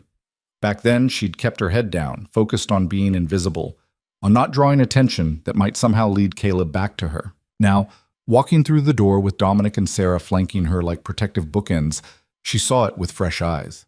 The open floor plan designed to facilitate collaboration. The private conference rooms with soundproof glass for sensitive conversations. The wall of screens in the operations center where Dominic's team monitored ongoing investigations. "Welcome back," said a woman Elena recognized as Rachel Chen, Dominic's head of digital forensics. She was in her 30s, sharp-eyed and brilliant, with a reputation for being able to crack any system. "We've been following the news. Hell of a thing you went through." "Thanks," Elena managed, not quite sure how to respond to that. "What did you say when a semi-stranger acknowledged your trauma?" The social scripts for this situation didn't exist in any etiquette book she'd ever read. "Rachel's going to be working with you on the technical aspects of case building," Dominic explained, guiding Elena toward one of the conference rooms. "Digital evidence collection, tracking financial records, building timelines from electronic communications. She's the best in the business." Rachel grinned. "He has to say that because I know all his passwords." The team Dominic had assembled was small but formidable. Besides Rachel, there was Marcus Webb, no relation to Judge Whitmore, he'd clarified with grim humor, a former FBI agent who now handled field investigations. Julia Santos managed victim services, helping people find safe housing, legal representation, and therapy resources. And Tommy Park, barely 25, ran background checks and data analysis with the kind of obsessive attention to detail that made him perfect for investigative work. "We don't take many cases," Dominic explained as they settled into the conference room. Sarah had positioned herself near the door, clearly protective, clearly ready to intervene if this became too overwhelming for Elena. "Maybe 10 or 15 a year. We focus on situations where there's a significant power imbalance, employer-employee, wealth disparity, political connections that make traditional law enforcement ineffective." "People like the Whitmores," Elena said. "Exactly like the Whitmores. People who think they're untouchable, who've built systems to protect themselves from consequences." He pulled up a presentation on the large screen at the front of the room. "Right now we have 3 active cases. I want to walk you through them, see where you might be able to help." The first case involved a tech CEO who'd been sexually harassing employees for years, using NDAs and settlement agreements to silence his victims. The second was a real estate developer who'd been forcing tenants out of rent-controlled apartments through intimidation and manufactured violations. The third was a family court judge who'd been taking bribes to influence custody decisions. Elena listened, taking notes, asking questions. With each case, she felt something shifting inside her, a sense of purpose crystallizing, sharpening into focus. These weren't abstract legal problems. They were people's lives being destroyed by those with power. "The tech CEO case," she said when Dominic finished the presentation. "You said 5 women have come forward, but you suspect there are more? At least a dozen more based on our preliminary investigation. But they're afraid of retaliation, of being blacklisted in the industry, of the legal battles that NDAs might trigger." "I could talk to them." Elena's voice was steady, certain. Not as an investigator, just as someone who understands what it's like to be trapped by someone powerful, someone who knows how terrifying it is to come forward. Dominic exchanged a glance with Julia Santos, who nodded slowly. "That could work," Julia said. "We've been trying to reach out through official channels, but these women shut down the moment they realize we're investigators. If you approached it as survivor to survivor instead of investigator to witness, they might actually talk, Elena finished. They might trust me in a way they wouldn't trust you. It could also be re-traumatizing for you, Sarah interjected from her position by the door. Listening to other women's stories of abuse, especially when you're still processing your own.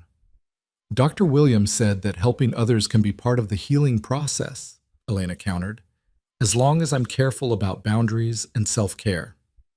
Dr. Williams also said recovery isn't linear and you shouldn't push yourself too hard too fast, Sarah shot back.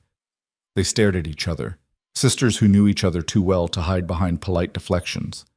Finally, Sarah sighed. Fine, but I'm coming with you when you meet with them. Moral support and emergency extraction if it gets to be too much. Deal. Over the next 2 weeks, Elena reached out to 7 women who'd previously declined to participate in the investigation against the tech CEO. She sent careful personal emails explaining who she was, not an investigator, not a journalist, just someone who understood. 5 of them agreed to meet. The first meeting took place in a coffee shop in North Charleston, deliberately chosen for being far from the tech company's downtown headquarters. The woman, Amanda, 28, a software engineer, looked terrified when she arrived, her eyes darting around like she expected her former boss to materialize out of thin air. I shouldn't be here, she said, before Elena could even introduce herself. I signed an NDA. If he finds out I'm talking to you, the NDA doesn't apply if you're reporting illegal activity, Elena said gently, and sexual harassment is illegal. The NDA is designed to scare you into silence, but it has no legal power over testimony about crimes. Amanda's hands shook as she wrapped them around her coffee cup. You don't understand what he's like. The connections he has, the lawyers he can afford. He'll destroy me. I do understand. Elena leaned forward, her voice low and sincere. 3 weeks ago, I was standing at an altar being forced to marry my abuser. His father was a judge with half the city in his pocket. I thought I had no choice, no way out, no hope of justice. I was terrified exactly the way you're terrified right now. She pulled out her phone, showed Amanda the news articles about the cathedral arrests, the photos of Marcus and Caleb being led away in handcuffs. They're in prison now, Elena said. Both of them. Because someone believed me, because someone built a case strong enough that all their power and connections couldn't save them. And that same person is building a case against your former boss. But he needs testimony from the people who were hurt. Amanda stared at the phone screen for a long moment. Then slowly, she began to talk. She talked for 2 hours, about the comments that started subtle and escalated, about the touching that he played off as accidental, about the way he'd corner her in empty conference rooms and make it clear that her career advancement depended on her compliance, about the day she'd finally reported him to HR, only to find herself suddenly on a performance improvement plan that led to her voluntary resignation. Sarah, sitting quietly at the next table, passed tissues when needed but otherwise stayed silent. She was there as promised, moral support and emergency extraction, but Elena was handling this on her own. By the time Amanda left, she'd agreed to give a formal statement to Dominic's team. More importantly, she'd agreed to testify if the case went to trial. That was incredible, Sarah said after Amanda had gone. The way you talked to her, the way you made her feel safe enough to share her story, that was real, Elena. That was powerful. Elena felt drained but also energized in a strange way. 1 down, 4 more to go. The pattern repeated itself over the next 10 days. Elena met with each woman individually, shared her own story, listened to theirs. Not all of them were ready to come forward. 2 declined, saying they needed more time, but 3 agreed to add their testimony to the growing case against the tech CEO. You're a natural at this, Julia told her after the final meeting. The way you build rapport, the way you validate their experiences without pushing them to do anything they're not ready for, it's exactly what victim advocacy should look like. I just tell them the truth, Elena said, that I understand their fear, that it's valid, but that silence protects predators while testimony protects future victims. Dominic had been watching her work from a distance, never interfering but always available if she needed support. Now, as the tech CEO case solidified with the new testimony, he pulled her aside. I have something to tell you, he said, his expression serious. Marcus's trial date has been moved up. The prosecution wants to fast-track it while public attention is still focused on the case. Elena's stomach clenched. How soon? 6 weeks, and they want you to testify. She'd known this was coming, had been preparing for it with Dr. Williams, but the reality still hit like a physical blow. What would I have to say? The truth, what Marcus threatened you with, how he coerced you into agreeing to marry Caleb, the way he fabricated evidence and manipulated the system. Dominic paused. You don't have to do it if you're not ready. The prosecution has a strong case without your testimony, but having you on the stand telling your story in your own words, it would be powerful. Elena thought about all the women she'd convinced to come forward in the tech CEO case. She told them that testimony protects future victims, that silence protects predators. How could she ask them to be brave if she wasn't willing to do the same? I'll do it, she said. I'll testify. The next 6 weeks passed in a blur of preparation. The prosecutor, Catherine Reeves, met with Elena multiple times to walk her through what to expect, how the defense would try to discredit her, how they'd attempt to paint her as a jilted lover seeking revenge, how they'd question her credibility, her memory, her motives. They're going to make you uncomfortable, Catherine warned. That's their job. They're going to ask invasive questions about your relationship with Caleb, about why you didn't leave sooner, about why you didn't report the abuse to better authorities. They're going to try to make the jury believe that you're lying or exaggerating. How do I handle that? Elena asked. You tell the truth. You stay calm. You don't get defensive or emotional. That's what they want, because then they can claim you're unstable. Catherine's expression was sympathetic but firm. I know it's asking a lot, but juries respond to credibility, and the best way to maintain credibility is to be honest and composed even when you're being attacked. Elena practiced with Dr. Williams, running through mock cross-examinations until she could answer the most invasive questions without flinching. She practiced with Sarah, who played an aggressive defense attorney with disturbing accuracy. She even practiced alone in her room at the farmhouse, standing in front of a mirror and forcing herself to speak clearly about the worst moments of her life.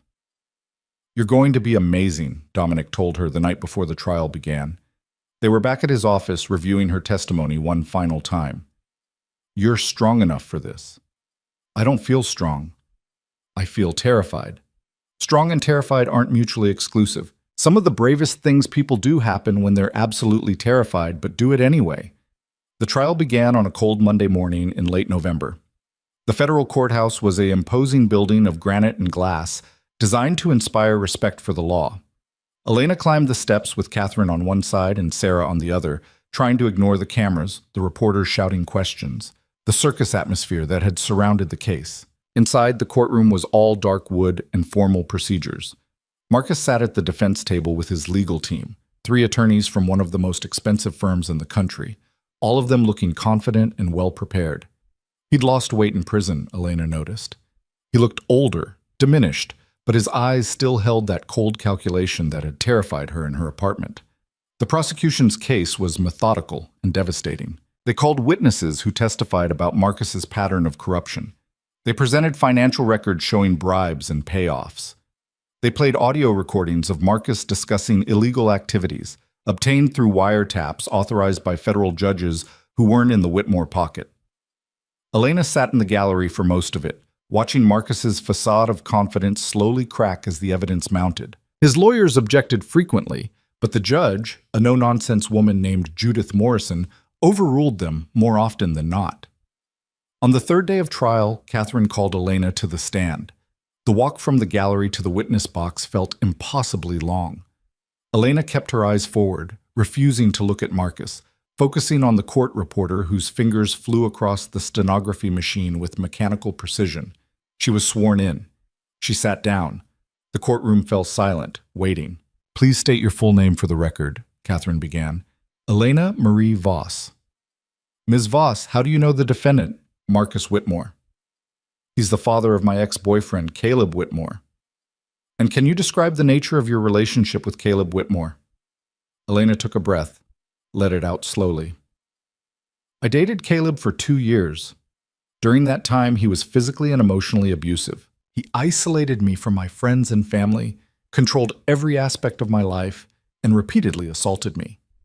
After 2 years, I escaped and spent the next 2 years rebuilding my life under a different identity. Catherine walked her through the timeline, the relationship, the abuse, the escape, the careful life she'd built in Charleston under her own name. Then they moved to the relevant part, Marcus's intrusion into her apartment. Can you describe what happened on the evening of October 15th? Elena recounted every detail. Marcus sitting in her chair like he owned it, the fabricated fraud evidence, the photograph of Sarah, the ultimatum that gave her no choice. And what did you believe would happen if you refused to marry Caleb? I believed my sister would be killed, and I believed I would be sent to prison on false charges. Elena's voice was steady, factual, showing none of the terror she'd felt in that moment. Marcus made it very clear that he had the power to make both those things happen, and that he would do it without hesitation. Catherine entered the fabricated bank documents into evidence, along with the metadata Rachel had uncovered showing exactly when and how they'd been created. Then she brought up the photograph of Sarah. Where did this photograph come from? Marcus showed it to me on his phone. It was taken without Sarah's knowledge while she was studying at Duke University. He told me it would be easy to arrange an accident, car brakes failing, a mugging gone wrong. He described in detail how he could hurt her, and made sure I understood that he would if I didn't comply. The jury was leaning forward now, completely focused. Several of them looked horrified.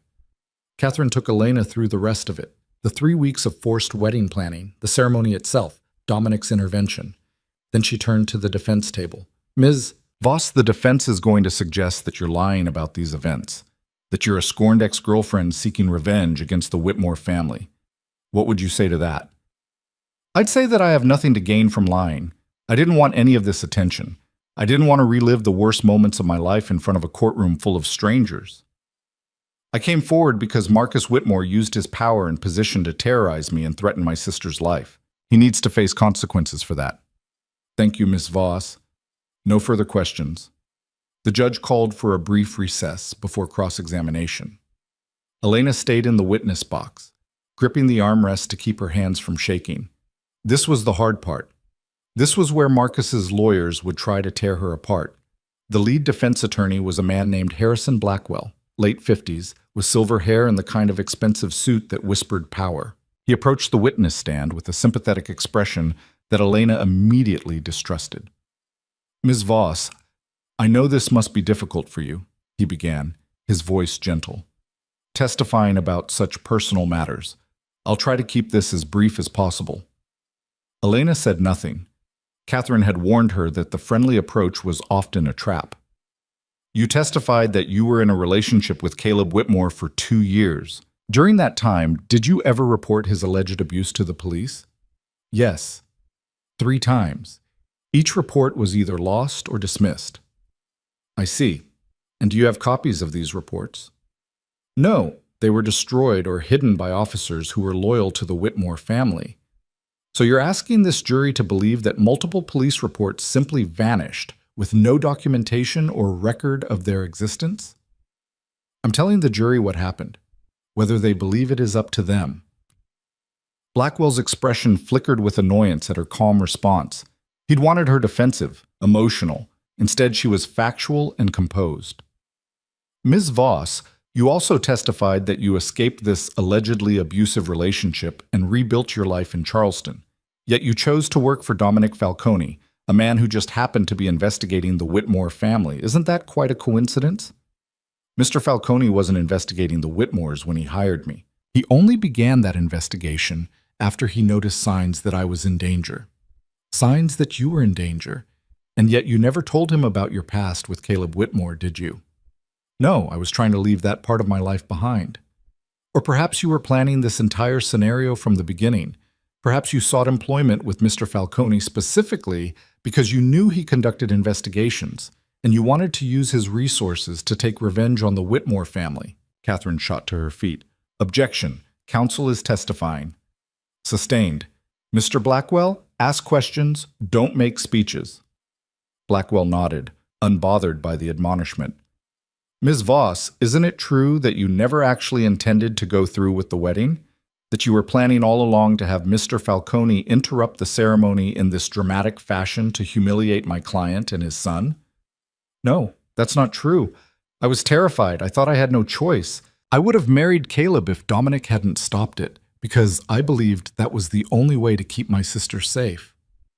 And yet here you are, testifying against the Whitmore family, seeking to send Marcus Whitmore to prison. That sounds an awful lot like revenge to me. Elena met his eyes steadily. It's not revenge. It's justice. There's a difference. The cross-examination continued for another hour. Blackwell tried every angle, questioning her credibility, her motives, her mental state. He asked invasive questions about her relationship with Caleb, implying that she'd stayed with him because she'd enjoyed the lifestyle his money provided. He suggested that her entire story was fabricated to explain why a wedding had fallen through.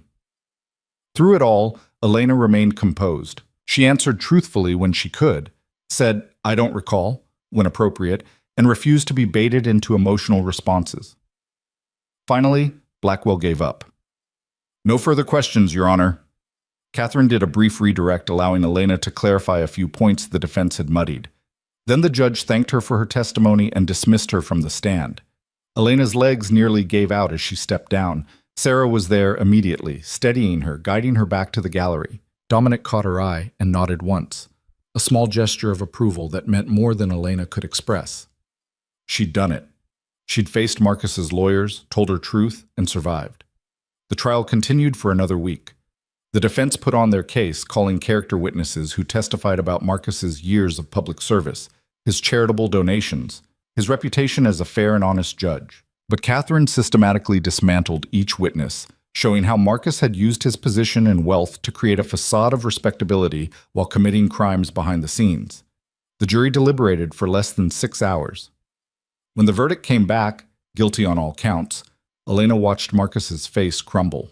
The man who'd sat in her apartment and threatened her sister with casual confidence, who'd orchestrated her forced wedding with the certainty of someone who'd never faced consequences, suddenly looked like what he really was, a criminal in an expensive suit who'd finally been caught.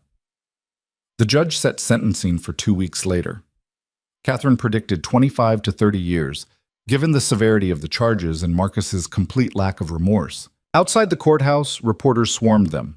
Elena let Catherine handle most of the questions, but when one reporter asked directly how she felt about the verdict, she stepped forward. "I feel like justice was served, not just for me, but for every person the Whitmore family hurt over the years. Power and money don't put you above the law. Today proved that." The clip played on every news channel that night. Elena Voss, the woman who'd been forced to the altar, standing on the courthouse steps and speaking truth to power. By morning, she had interview requests from major networks, podcast invitations, even a book deal offer. She declined them all. "I'm not interested in being famous for surviving abuse," she told Dominic when he asked if she wanted his help fielding media requests. "I want to use what I learned to help other people. That's all." "Then let's make that happen." 2 months after Marcus's conviction, Elena officially joined Dominic's team as a victim advocate and investigator. She worked primarily with Julia Santos, reaching out to people who'd been hurt by those with power, helping them understand their options, supporting them through the legal process. The tech CEO case went to trial in January. All 5 women Elena had convinced to come forward testified, their stories forming a devastating pattern of predatory behavior. The CEO was convicted and sentenced to 8 years in prison, and his company's board issued a formal apology along with a settlement fund for victims. Elena attended every day of that trial, sitting in the gallery as moral support for the women she'd helped find their courage. When the verdict came back guilty, Amanda, the first woman Elena had convinced to talk, turned around in her seat and mouthed 2 words: "Thank you." Spring came early to Charleston that year, bringing warm weather and blooming azaleas that painted the city in shades of pink and white.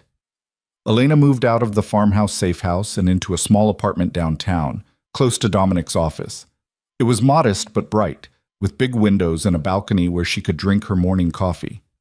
Sarah had returned to Duke after Marcus's trial, throwing herself back into her medical studies with characteristic determination. They talked on the phone every few days, their relationship stronger for everything they'd survived together. "I'm proud of you," Sarah said during one of their calls. "The work you're doing, the lives you're changing, it's exactly what you were meant to do. I couldn't have done any of it without you. Without Dominic. Dominic, Sarah repeated, her tone thoughtful.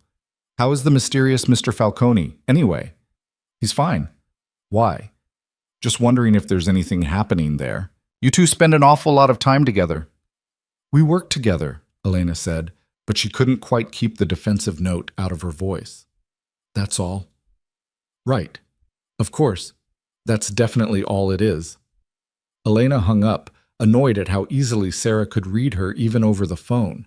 Because the truth was, there was something developing between her and Dominic, something neither of them had acknowledged or acted on, but that hummed beneath every interaction. The way he looked at her when she successfully helped a victim find the courage to come forward. The careful way he maintained professional boundaries while making it clear he cared about her well-being.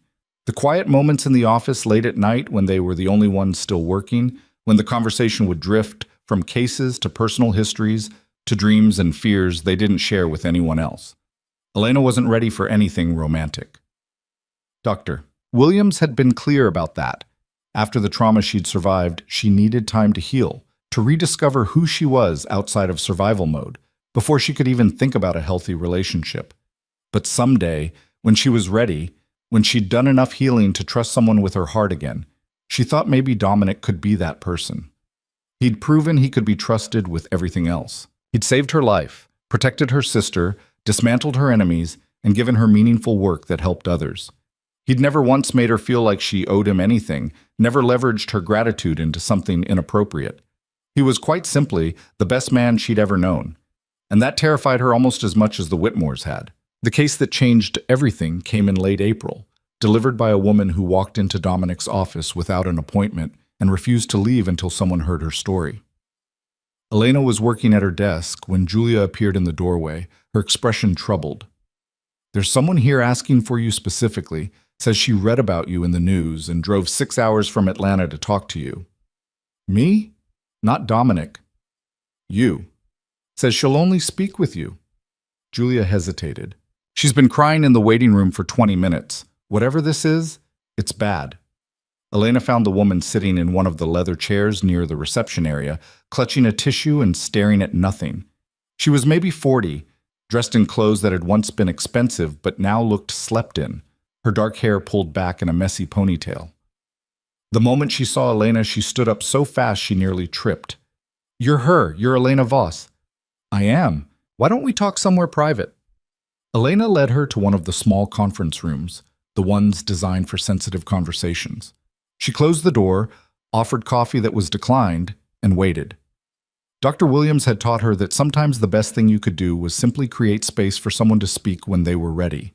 The woman's name was Rebecca Martinez. She was a defense attorney in Atlanta, successful by any measure, with a corner office and a client list that included Fortune 500 companies. She was also, she explained in a voice that shook despite obvious efforts to control it, being systematically destroyed by a federal prosecutor named Daniel Winters.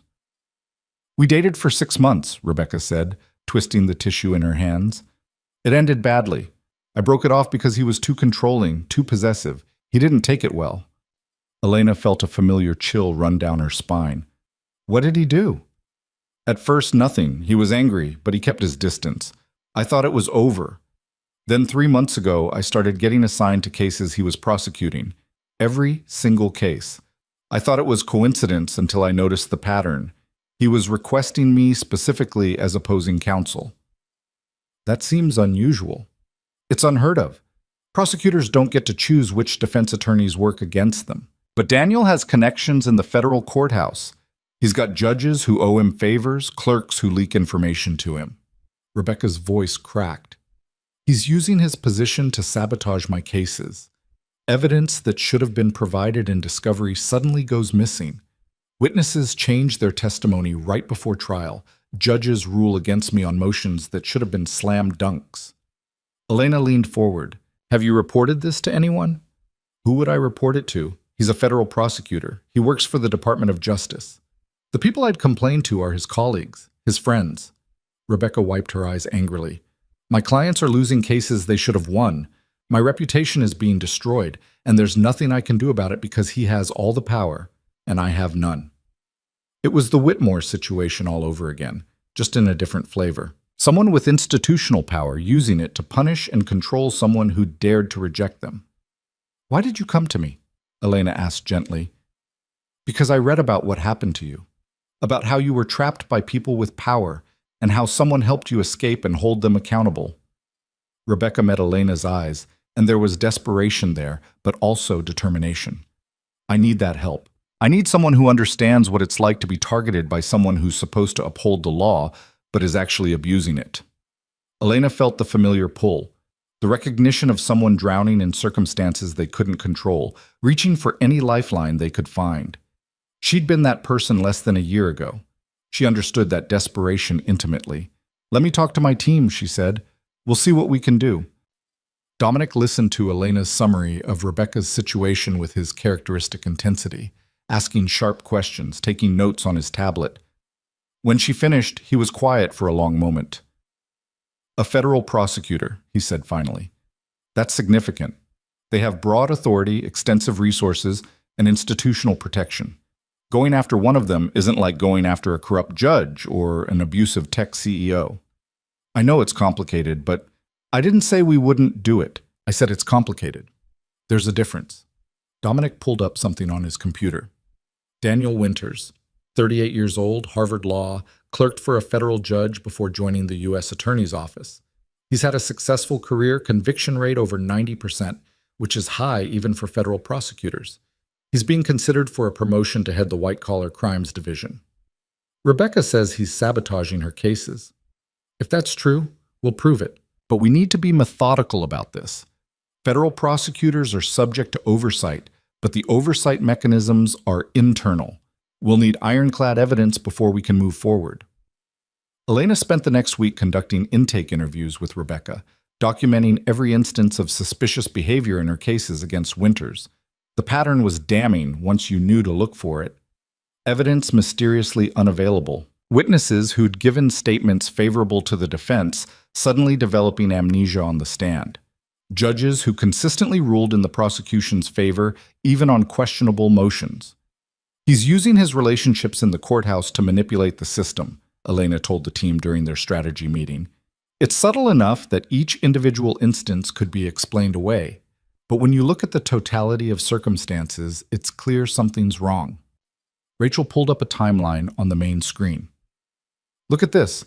Before Rebecca broke up with Winters, her win-loss record was 60-40 in favor of wins. After the breakup, in cases where Winters is the prosecutor, she's lost every single case. 14 trials, 14 losses. The statistical probability of that being coincidence is essentially zero.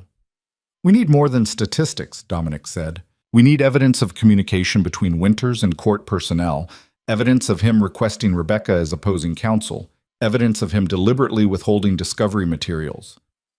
I can get into his email, Rachel offered. If he's coordinating this sabotage, there will be a paper trail.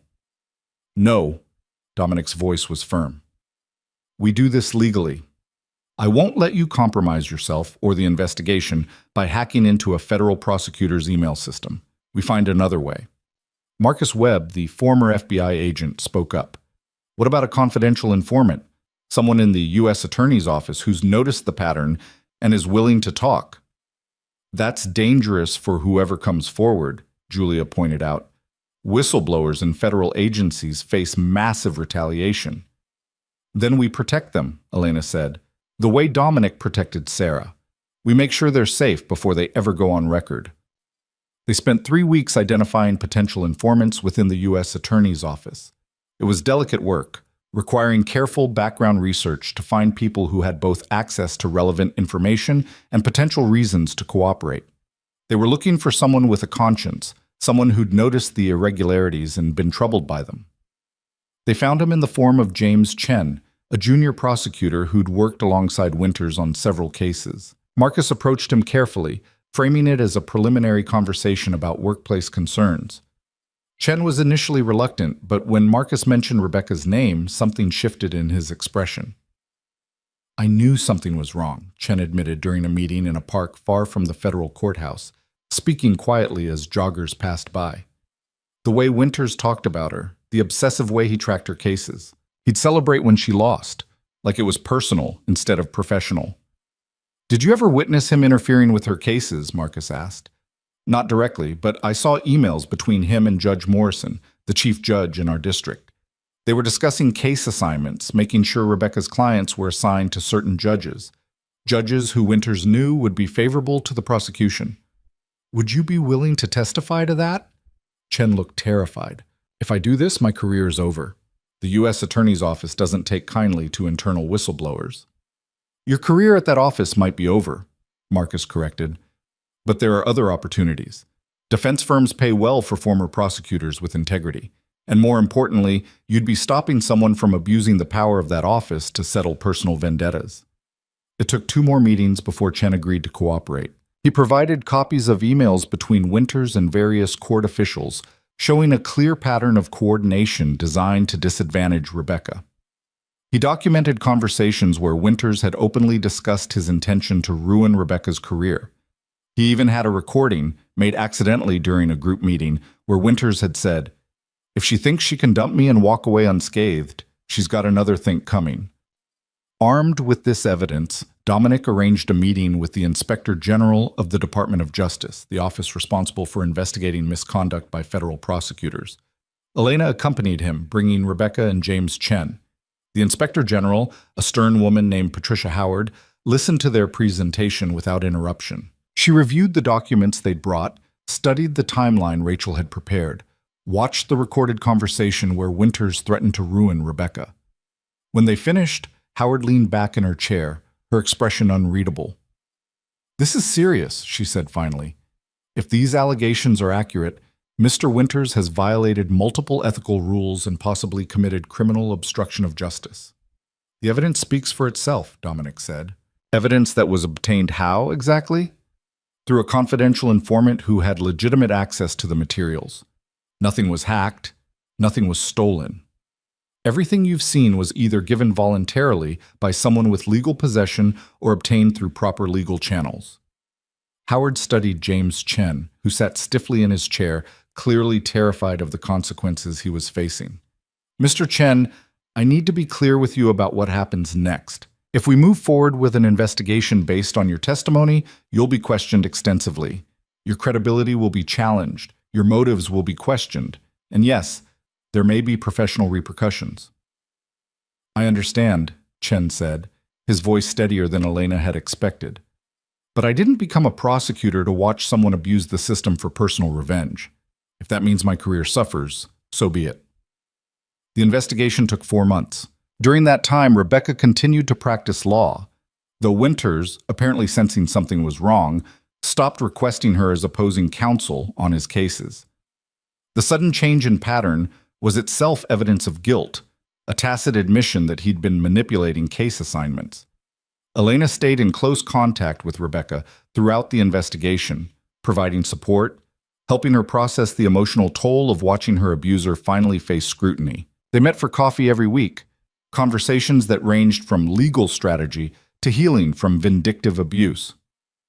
"I feel like I can breathe again," Rebecca said during one of their meetings. "Even before the investigation concludes, just knowing that someone believes me, that someone's taking this seriously, it's changed everything." "That's how I felt when Dominic intervened at the cathedral," Elena admitted. "Like I'd been drowning and suddenly someone had pulled me up for air." "How did you move on from it? From the trauma of being trapped and controlled?" Elena considered the question carefully. "I'm not sure I have moved on completely. I still have nightmares sometimes. I still flinch when someone raises their voice unexpectedly. But I've learned that healing isn't about erasing what happened. It's about integrating it into your story without letting it define your entire identity." "And your work helps with that?" "More than I ever expected. Every person I help, every case where we stop someone from abusing their power, it transforms my experience from something that happened to me into something I can use to help others. It gives meaning to the suffering." Rebecca nodded slowly. "I want to do that too. After this is over, after Winters faces whatever consequences he faces, I want to help other people who are being targeted by those in power. Then we'll find a way to make that happen." The Inspector General's report came out in late August, a scathing document that detailed Winters' pattern of abuse. He'd violated at least 8 different ethical rules, manipulated case assignments, withheld evidence, and used his position to pursue a personal vendetta. The report recommended immediate termination and referral to state bar authorities for disbarment proceedings. Winters was fired within 24 hours of the report's release. 2 judges who'd cooperated with his scheme were censured and removed from hearing criminal cases. The U.S. Attorney's Office issued a formal apology to Rebecca and offered to review all cases Winters had prosecuted against her for potential misconduct. Elena watched the press conference where the termination was announced, Rebecca sitting beside her in the office conference room. When the U.S. attorney admitted that one of their prosecutors had abused his position to target a defense attorney, Rebecca started crying, not from sadness, but from relief so profound it had nowhere else to go. "It's really over," she whispered. "He can't hurt me anymore." Elena squeezed her hand, remembering the moment she'd felt that same realization. No, he can't. But victory came with complications. The disbarment proceedings against Winters attracted significant media attention, and by extension, so did Rebecca's story. Reporters started digging into her background, writing profiles that detailed her relationship with Winters and the subsequent sabotage. Some of the coverage was sympathetic. Some of it wasn't. There were opinion pieces questioning why she hadn't reported Winters earlier, why she'd continued taking cases against him instead of requesting recusal. There were online comments suggesting she was exaggerating or lying, that she was a bitter ex-girlfriend seeking revenge through false accusations. Elena recognized the pattern immediately, the way victims were questioned and doubted while perpetrators were given the benefit of every doubt. She'd experienced it herself during Caleb's plea deal, when internet commenters had suggested she must have done something to provoke his abuse. "Don't read the comments," she advised Rebecca. "Don't engage with people who've already decided you're lying. Focus on the people who believe you, who support you, who understand that speaking up about abuse takes courage." How do you handle it? The doubt? The victim blaming? I remind myself that the people who matter, the investigators, the prosecutors, the jury in Marcus's trial, they all believed me. The anonymous internet commenters who've never met me and don't know the facts?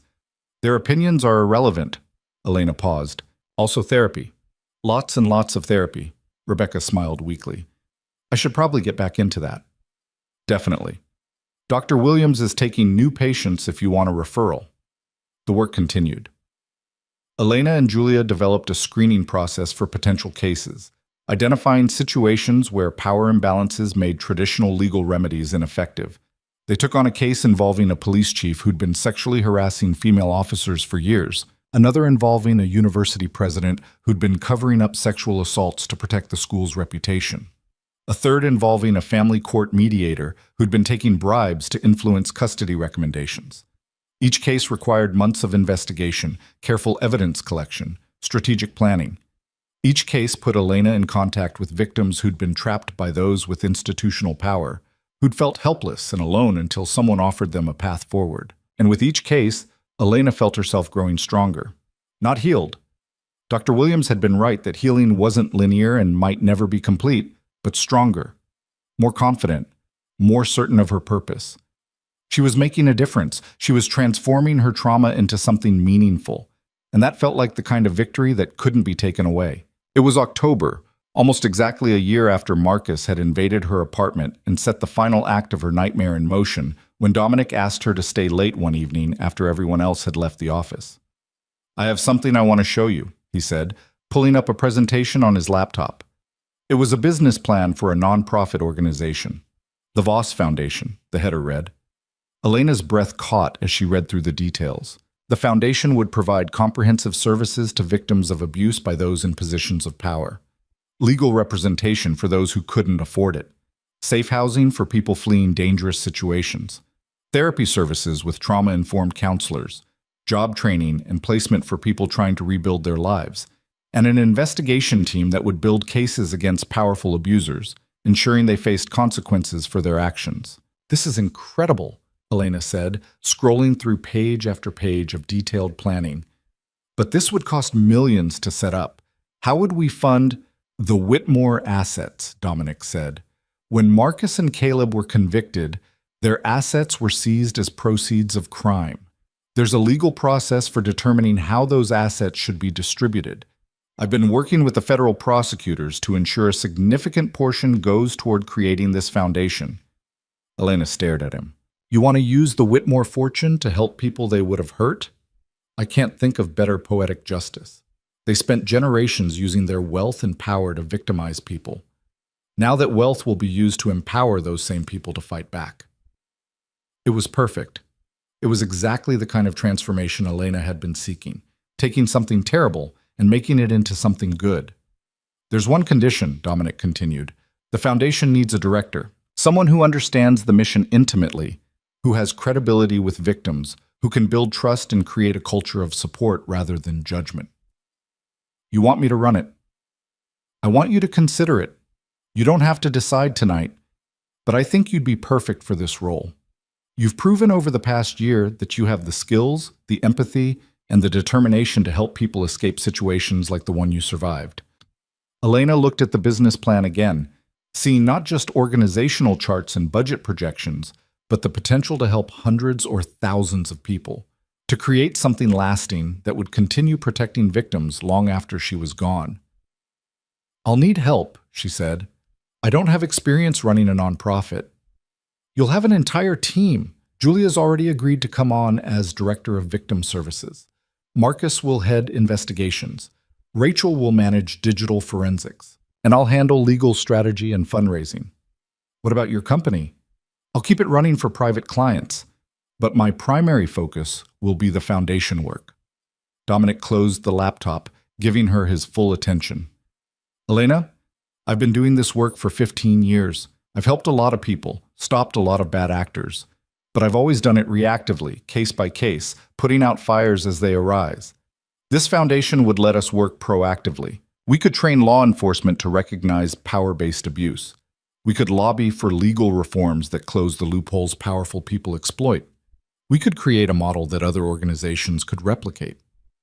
Why me, though? You could hire someone with more experience, better credentials, because credentials don't matter nearly as much as lived experience. Victims need to see themselves reflected in the people who are trying to help them. They need to know that the person offering support actually understands what they're going through. His expression softened.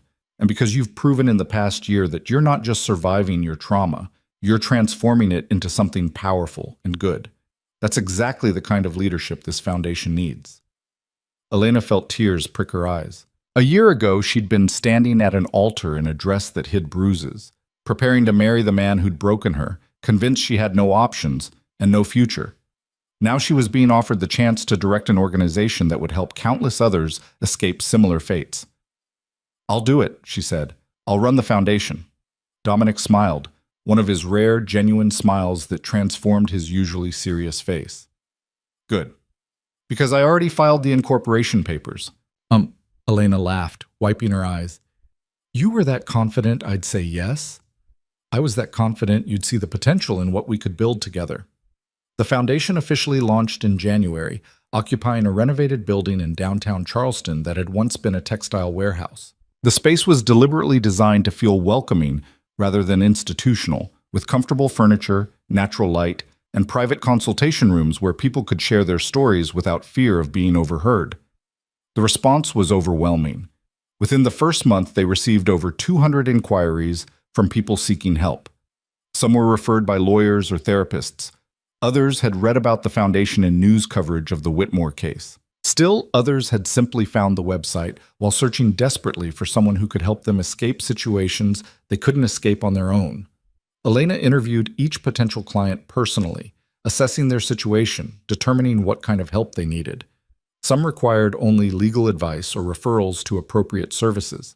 Others needed the full resources of the Foundation's investigation team to build cases against their abusers. She worked long hours, often staying at the office until late evening, driven by the knowledge that every person she helped was someone who might otherwise have remained trapped.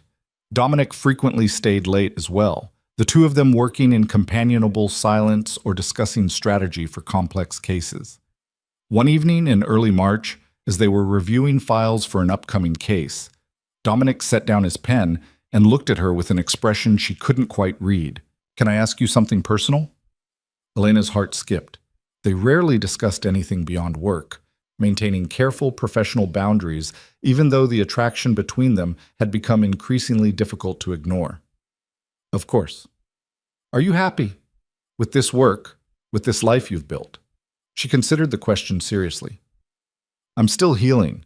I still have days where the trauma feels overwhelming. But yes, I'm happy. Or at least I'm building toward happiness. I have purpose. I have meaningful work. I have people I care about. She paused. Why do you ask? Because I worry sometimes that I pushed you into this too fast, that you took on the foundation because you felt obligated to me, not because it's what you genuinely wanted. Dominic. Elena waited until he met her eyes. You gave me my life back. Everything I have, everything I've become in the past year, it started with you walking through those cathedral doors. But the choices I've made since then have been mine. The decision to testify, the decision to help other victims, the decision to run this foundation, those were my choices. Nobody pressured me or obligated me or manipulated me into them. I just needed to hear you say that. Why? What's really going on? Dominic was quiet for a long moment, seeming to wrestle with something internal. Finally, he said, I told you once that someone I cared about was hurt by powerful people, that it took 15 years to get justice for her. I remember. Her name was Sophia. She was my younger sister. His voice was carefully controlled, but Elena could hear the old pain underneath. When I was 18 and she was 16, she was assaulted by the son of a prominent businessman in our hometown. She reported it. She did everything right. But the family had connections to local law enforcement, to judges, to politicians. They destroyed the evidence, discredited my sister, made it look like she was lying for attention. Elena's chest tightened. Dominic, I'm so sorry. She killed herself 6 months after the assault. Left a note saying she couldn't live in a world where the truth didn't matter, where powerful people could hurt the vulnerable and face no consequences. He looked down at his hands.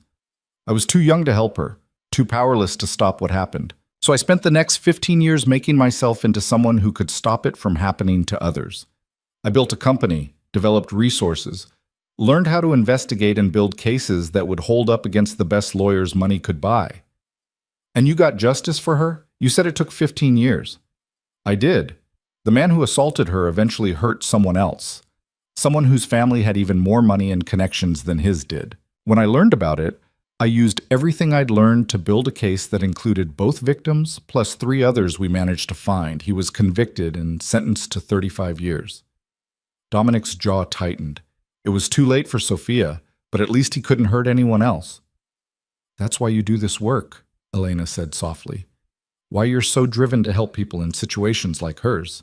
And why I need to make sure I'm not using you or anyone else as some kind of proxy for saving my sister.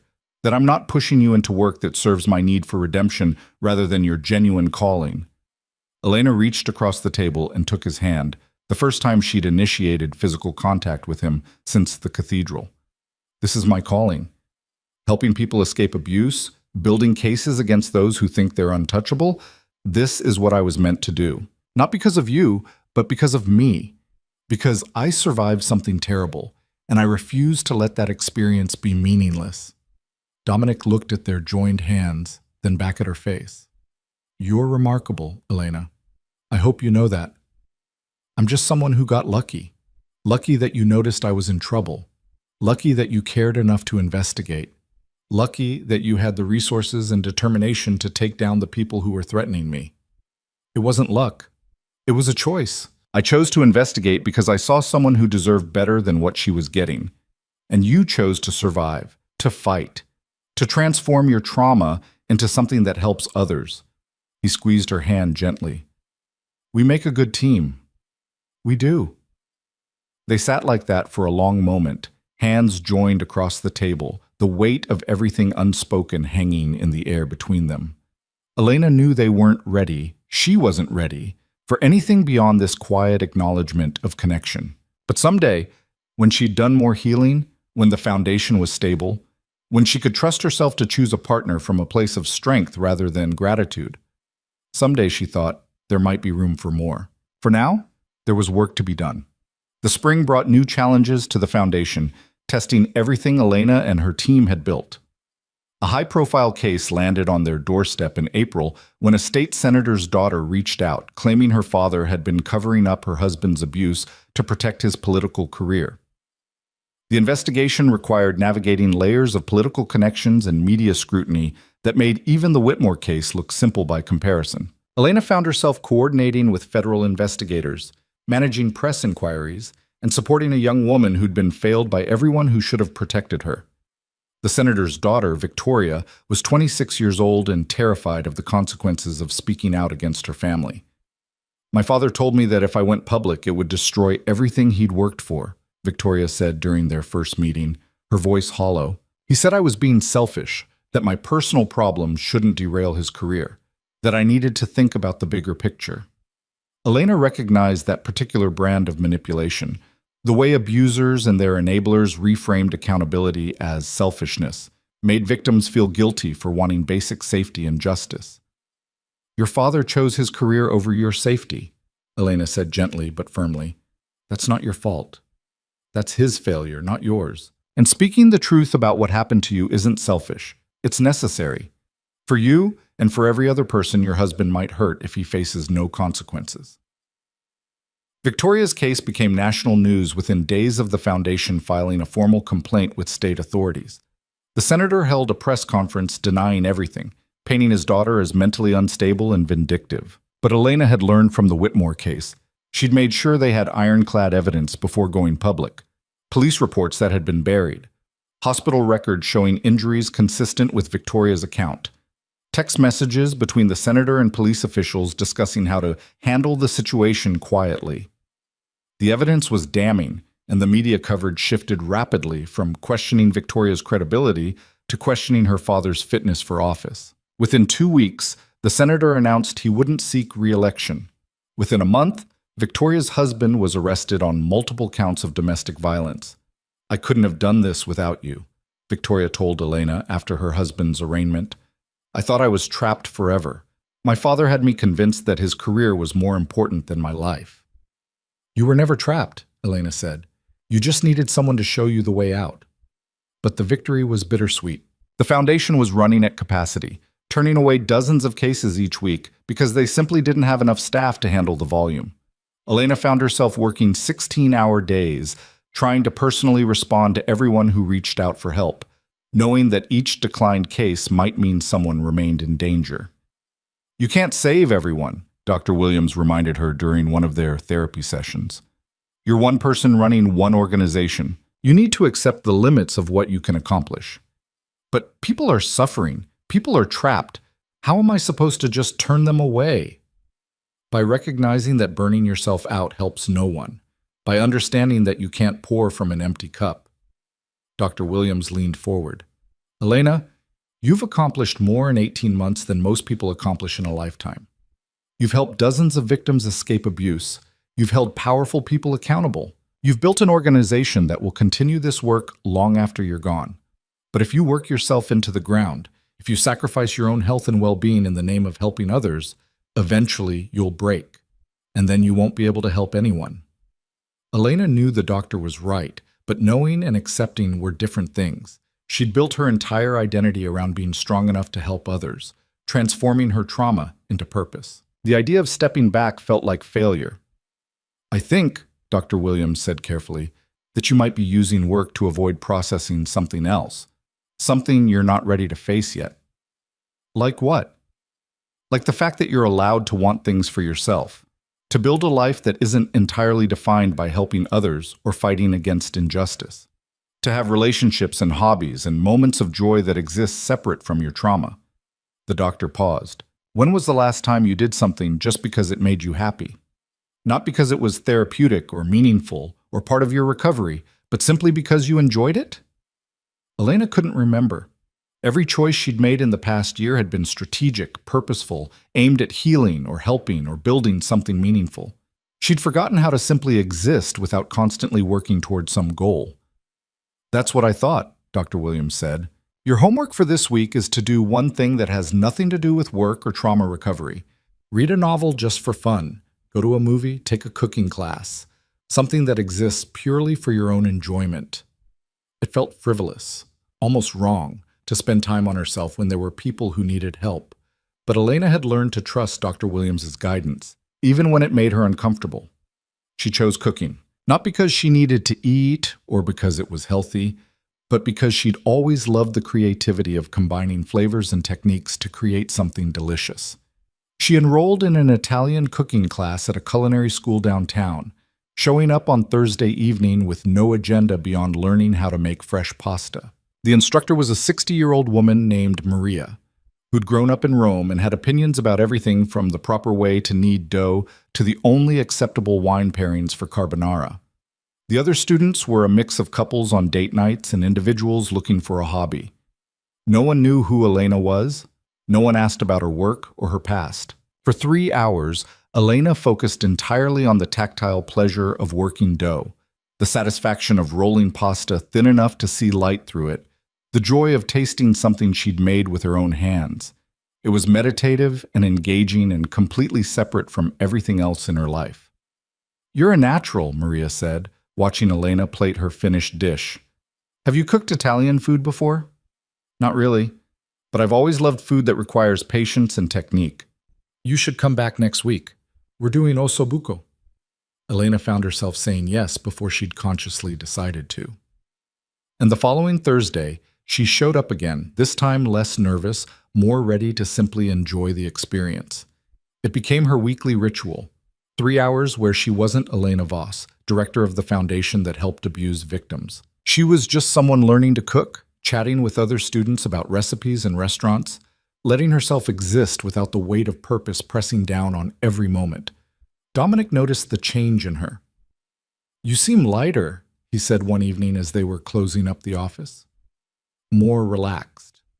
I'm taking Dr. Williams' advice, doing things that aren't related to work or recovery." "Good. You deserve that." He hesitated, then added, "What kind of things?" "Cooking class. Italian food. It's incredibly fun and completely pointless, which is apparently exactly what I need." "Not pointless. Enjoyment has value in itself." Dominic smiled slightly. "Plus, if you're learning Italian cooking, that means someone gets to eat the results. I'm volunteering as tribute." Elena laughed. "You want to be my guinea pig?" "I'm saying that if you need someone to taste test your creations, I'm available, in the interest of quality control." It became another ritual. Every Friday evening, Elena would cook something she'd learned in class, and Dominic would come to her apartment to eat it. They'd talk about cases, about the foundation's growth, about everything except the growing attraction that hummed between them whenever they were alone together. Elena knew she was falling for him. Had been falling for him, probably, since the moment he'd walked through those cathedral doors and given her back her freedom. But she was also aware that gratitude and love weren't the same thing, that she needed to be certain her feelings came from a healthy place rather than trauma bonding or misplaced appreciation. Dr. Williams encouraged her to explore those feelings without rushing to act on them. There's nothing wrong with developing romantic interest in someone who helped you, but you need to make sure you're choosing him as an equal partner, not as a savior or protector. That you want a relationship with him, not rescue by him. So Elena waited. She healed. She worked and cooked and slowly built a life that felt authentically hers rather than something constructed in reaction to trauma. The foundation continued to grow. By summer, they'd expanded to include satellite offices in 3 other states, each one staffed by people who understood power-based abuse intimately. Rebecca Martinez had come on board as legal director after being formally disbarred Daniel Winters, bringing her expertise and her own drive to help others avoid what she'd experienced. They took on cases that ranged from local corruption to international corporate malfeasance. A factory owner who'd been sexually exploiting undocumented workers, knowing they couldn't report him without risking deportation. A megachurch pastor who'd been covering up abuse by his staff members. A pharmaceutical executive who'd been blackmailing a competitor's employee into providing proprietary information. Each case required careful investigation, strategic planning, and the kind of patient evidence building that ensured powerful people couldn't escape through legal technicalities. And with each successful case, more victims found the courage to come forward, more people realized they didn't have to accept abuse from those with institutional power. In August, Elena received a letter that stopped her cold. It was from Caleb, forwarded through the prison system with a note from his lawyer requesting that Elena read it. Her first instinct was to throw it away unopened. She wanted nothing from Caleb, no apology or explanation or attempt at reconciliation, but something made her open it anyway. The letter was short, handwritten in Caleb's familiar scrawl. It read, "Elena, I know I have no right to contact you. I know you probably hate me, and you should. What I did to you was unforgivable. I spent 2 years destroying someone I claimed to love, and I justified every moment of it by telling myself you were the problem, that you were making me act that way. I was wrong. I was so completely, fundamentally wrong. Prison has given me time to think about the kind of person I was, the choices I made, the pain I caused. I've started therapy, actual therapy, not the anger management classes my father made me take that taught me nothing. I'm beginning to understand how toxic and abusive my behavior was, how I used power and fear to control you instead of building a real relationship based on trust and respect. I'm not writing to ask for forgiveness. I don't deserve that, and I'm not entitled to your emotional labor. I'm writing because my therapist says I need to take accountability for my actions, and that means acknowledging the harm I caused without expecting anything in return. You deserved better than what I gave you. You deserved safety and respect and love that didn't come with conditions or violence. I robbed you of 2 years of your life, and I can never give those back. I hope you're happy now. I hope you've built a life that brings you peace. You always deserved that, even when I was too broken to give it to you. I'm sorry. For everything. Caleb." Elena read the letter 3 times, trying to sort through the complex emotions it triggered. There was anger, at the audacity of him reaching out, at the casual way he acknowledged destroying 2 years of her life like it was a minor inconvenience. There was cynicism, wondering if this was genuine remorse or just another manipulation, a convicted abuser saying what he thought she wanted to hear. But there was also something else, a small, unexpected sense of closure. Caleb had finally admitted what he'd done. He'd taken responsibility without making excuses or blaming her for his behavior. It didn't erase the past or heal the wounds he'd inflicted, but it was something. She showed the letter to Dr. Williams during her next session. "How do you feel about it?" the doctor asked. "I don't know. Angry that he contacted me at all, skeptical that he's genuinely changed. But also, I think I believe him? Or at least I believe that he believes he's sorry. Does it change anything for you? How you feel about what happened or how you've moved forward?" Elena considered carefully. "No. Nothing he says or does can change what he did to me. But it's confirmation that leaving was the right choice. That the abuse was real, not something I imagined or exaggerated. He's admitting, in writing, that everything I survived was exactly as bad as I remember. That can be validating, even from someone whose opinion shouldn't matter anymore. Should I respond? Do you want to?" Part of me does. Part of me wants to tell him exactly how much damage he caused, how long it's taken me to rebuild what he destroyed. But another part just wants to leave it alone. He's in prison. He can't hurt me anymore. What would be the point? There doesn't have to be a point. If writing a response would be cathartic for you, do it. If ignoring the letter and moving on feels better, do that instead. This is about what serves you, not what he deserves. Elena ultimately decided not to respond. She filed the letter away in a folder she kept of legal documents from the Whitmore case, evidence of what had happened, proof that she hadn't imagined or exaggerated the abuse. Then she went back to her life, to the work that mattered, to the future she was building. September brought unexpected news. Marcus Whitmore had died in prison. Heart attack, the report said, though there were rumors of suicide. He'd been denied bail pending appeal, had watched his empire crumble and his reputation destroyed, had faced the reality that he would spend his remaining years behind bars. Elena felt nothing when she heard. No satisfaction, no grief, just a kind of empty acknowledgement that the man who'd terrorized her was gone. Sarah called within hours of the news breaking, checking to make sure Elena was okay. "I'm fine," Elena assured her. "He can't hurt anyone anymore. That's all that matters." "The internet is full of people saying good riddance. Some are even celebrating." "Let them celebrate. I'm just glad it's over." But it wasn't quite over. Marcus's death triggered a new round of media coverage about the Whitmore case, including several retrospective articles about how the family's corruption had been exposed. Elena's name appeared in most of them, along with photos from the cathedral wedding that she still hated seeing.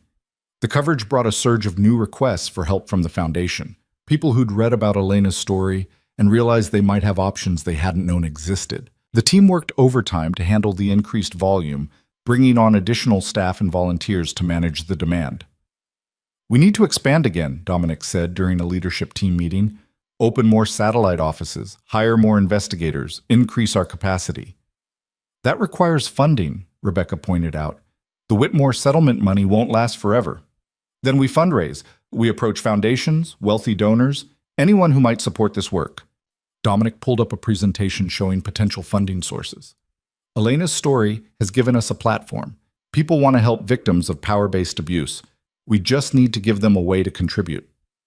Elena had never been comfortable being the face of the foundation, but she understood the strategic value of her visibility. People trusted her because she'd survived what she was now helping others escape. Her credibility opened doors that might otherwise remain closed. So she agreed to do more public speaking, more interviews, more fundraising events where she told sanitized versions of her story to rooms full of potential donors.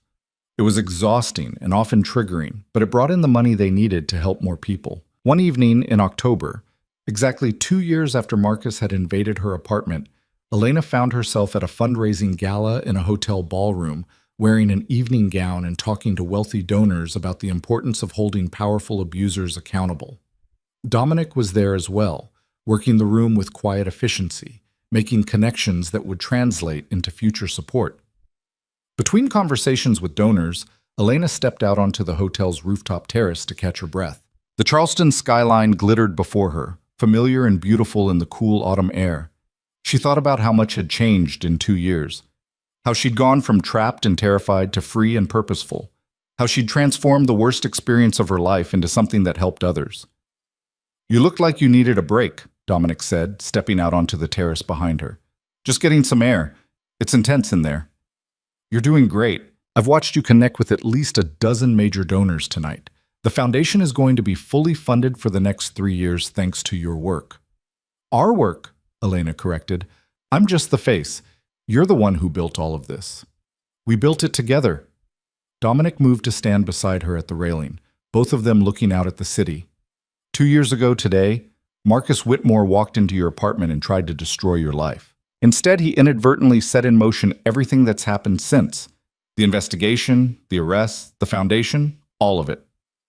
He'd hate knowing that his attempt to control me led to this, to us helping hundreds of people escape situations like mine. Good. Let him hate it from whatever hell he's in. They stood in comfortable silence for a moment, the sounds of the gala muted by distance and glass doors. Finally, Dominic said, "Can I ask you something?" "Always." "Do you ever regret it? Choosing this path, building this life around helping others, do you ever wish you'd just moved on, put everything behind you, lived a quiet life somewhere far from Charleston?" Elena considered the question seriously. "Sometimes I wish I could forget. That I could wake up one day and not remember what Caleb did to me or how terrified I felt standing at that altar. But I don't regret the choices I've made since. This work, this foundation, the people we've helped, it's given meaning to something that felt meaningless and cruel." "You've never wanted more than this? A relationship, a family, a life that isn't centered on trauma and recovery?" There was something in his tone that made Elena's heart beat faster. She turned to look at him, finding him already watching her with an intensity that took her breath away. "I want those things," she said quietly. "Eventually. When I'm ready. When I've healed enough to choose them from a place of wholeness rather than need. And when will that be? When will you be ready?" Elena met his eyes, saw the question underneath the question, the hope he was trying so hard to contain. "I think," she said slowly, carefully, "that I might be ready now. Or at least ready to start. Ready to see if I can build something with someone that isn't based on rescue or gratitude or trauma, but on genuine partnership between equals." "Elena." Dominic said her name like a prayer. "I need you to be absolutely certain about this, because I've been in love with you for months, and I've been holding back because I didn't want to pressure you or make you feel obligated to me. But if you're saying what I think you're saying, I'm saying that I love you too, that I've loved you for longer than I've been willing to admit to myself." Elena took a breath, steadying herself. I'm saying that I know the difference now between gratitude and love, between needing to be saved and choosing to be with someone. And I'm choosing you, Dominic, not because you saved me, but because you're kind and brilliant and dedicated to helping people. Because you make me laugh and challenge me to be better and understand the work I do in ways no one else can. Are you sure? Because once I kiss you, there's no going back. We can't uncross this line. I'm sure. I've never been more sure of anything. Dominic closed the distance between them slowly, giving her every opportunity to change her mind, to step back. But Elena didn't step back. She moved forward, meeting him halfway, and when their lips finally touched, it felt like coming home. The kiss was gentle at first, tentative, both of them aware of how significant this moment was. Then it deepened, becoming something urgent and real and utterly different from anything Elena had experienced before. This was what a kiss should feel like, chosen freely, given enthusiastically, shared between equals who respected and loved each other. When they finally pulled apart, both slightly breathless, Dominic rested his forehead against hers. "I love you," he said again. "I've loved you since I watched you help Amanda find her courage, since I saw you transform your pain into purpose, since I realized that saving you from the Whitmores might have been the best thing I ever did, but watching you save yourself was even better. I love you too." Elena smiled, feeling lighter than she had in years. "And I'm ready for this. For us. For building something good together." They stayed on the terrace for a while longer, talking about what came next, making plans for a future that included both the foundation work and a personal life beyond it. Eventually, they had to return to the gala, to the donors and the speeches, and the professional facades they wore so well. But something had shifted. They moved through the rest of the evening together, not hiding their connection, but also not making a public spectacle of it. This was theirs, something private and precious and entirely separate from the public work they did. The following months brought new rhythms to Elena's life. She and Dominic navigated the complexity of being both professional partners and romantic ones, learning how to separate work discussions from personal time, how to support each other without letting the foundation consume everything. They were careful about it, aware that their relationship could complicate team dynamics if handled poorly. But they'd built the foundation on principles of transparency and healthy boundaries, and they applied those same principles to themselves. Sarah was thrilled when Elena told her, immediately demanding details and planning visits to Charleston so she could properly interrogate Dominic about his intentions. "I've been waiting for this for 2 years," Sarah said during one of their phone calls. "I knew you two were perfect for each other from the moment he burst into that cathedral." "You did not. You didn't even meet him until afterwards." "Fine. But I knew as soon as I met him. The way he looked at you, the way he talked about you, it was obvious he was gone for you." Elena smiled, thinking about all the small moments she'd missed, too focused on healing to notice the way Dominic's care had shifted from professional to personal. "Well, you were right. Are you happy now?" Deliriously, "When's the wedding?" "Sarah, we've been together for 3 months. Nobody's getting married." "Yet. Nobody's getting married yet?" Her sister's voice turned more serious. "But honestly, Elena, I'm just glad you found someone who sees how incredible you are. Someone who helped you remember that you deserved better than what Caleb gave you." The foundation's work continued to expand. They'd helped over 300 victims in the 2 years since launching, with success rates that drew attention from other organizations doing similar work. Elena traveled frequently, speaking at conferences, training other advocates, sharing the model they'd built in Charleston. It was during one of these trips, at a conference in Seattle, that Elena received unexpected news. The organization hosting the conference wanted to create a national network of foundations modeled on the Voss Foundation's approach. They were offering significant funding to help establish offices in major cities across the country. "It would mean massive expansion," Elena told Dominic over the phone that night. "We're talking about going from 5 offices to 20 or 30, helping thousands of people instead of hundreds. It would also mean a lot more responsibility for you. More travel, more public appearances, more pressure." "I know. But think about the impact we could have. Think about how many people we could help." "I'm thinking about you," Dominic said gently. "About whether this is what you genuinely want, or whether you're falling back into the pattern of overcommitting because you feel obligated to help everyone." Elena appreciated the reality check. She'd learned that Dominic would always be honest with her, even when honesty was uncomfortable. It was one of the things she loved most about him. "Let me think about it," she said. "Talk to Dr. Williams, talk to the team, make sure this is the right move." After a week of careful consideration and multiple conversations with people she trusted, Elena made her decision. The foundation would expand, but she would hire a chief operating officer to handle much of the day-to-day management. She would remain as director and the public face of the organization, but she wouldn't sacrifice her personal life or mental health to do it. "I'm choosing balance," she told Dominic when she shared her decision. "The work matters, but so do I. So do we. I can help people and have a life. Those things aren't mutually exclusive." "I'm proud of you," he said. "A year ago, you wouldn't have been able to make that choice. You would have said yes to everything and burned yourself out trying to save everyone. A year ago, I was still trying to prove I was worthy of being saved. Now I know I don't have to prove anything. I can just be." The expansion took months to implement, but by the following spring, the national network was operational. 22 cities, each with its own office staffed by advocates who understood power-based abuse. A centralized database that allowed them to track patterns and identify serial abusers who moved between jurisdictions. A legal team that could coordinate multi-state investigations. The impact was immediate and profound. Victims who'd had nowhere to turn suddenly had resources. Cases that local authorities had dismissed as too complicated were being investigated thoroughly. Powerful people who'd thought themselves untouchable were facing consequences. And through it all, Elena maintained the balance she'd fought so hard to achieve. She worked hard, but she also took time for herself.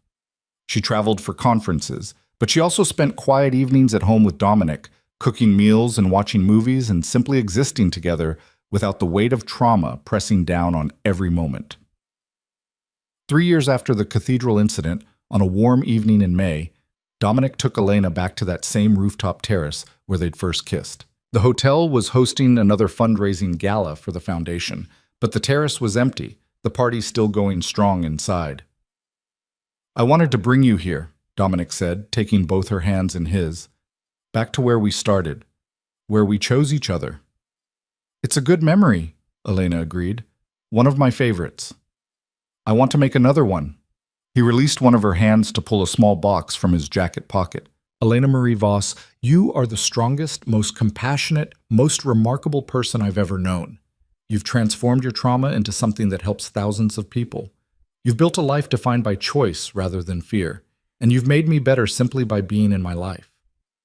Elena's heart was pounding as he opened the box, revealing a ring that caught the light and sparkled. "I'm not asking you to marry me because I saved you, or because you're grateful, or because you feel obligated. I'm asking because I love you, because I choose you every day, and because I want to build a future together.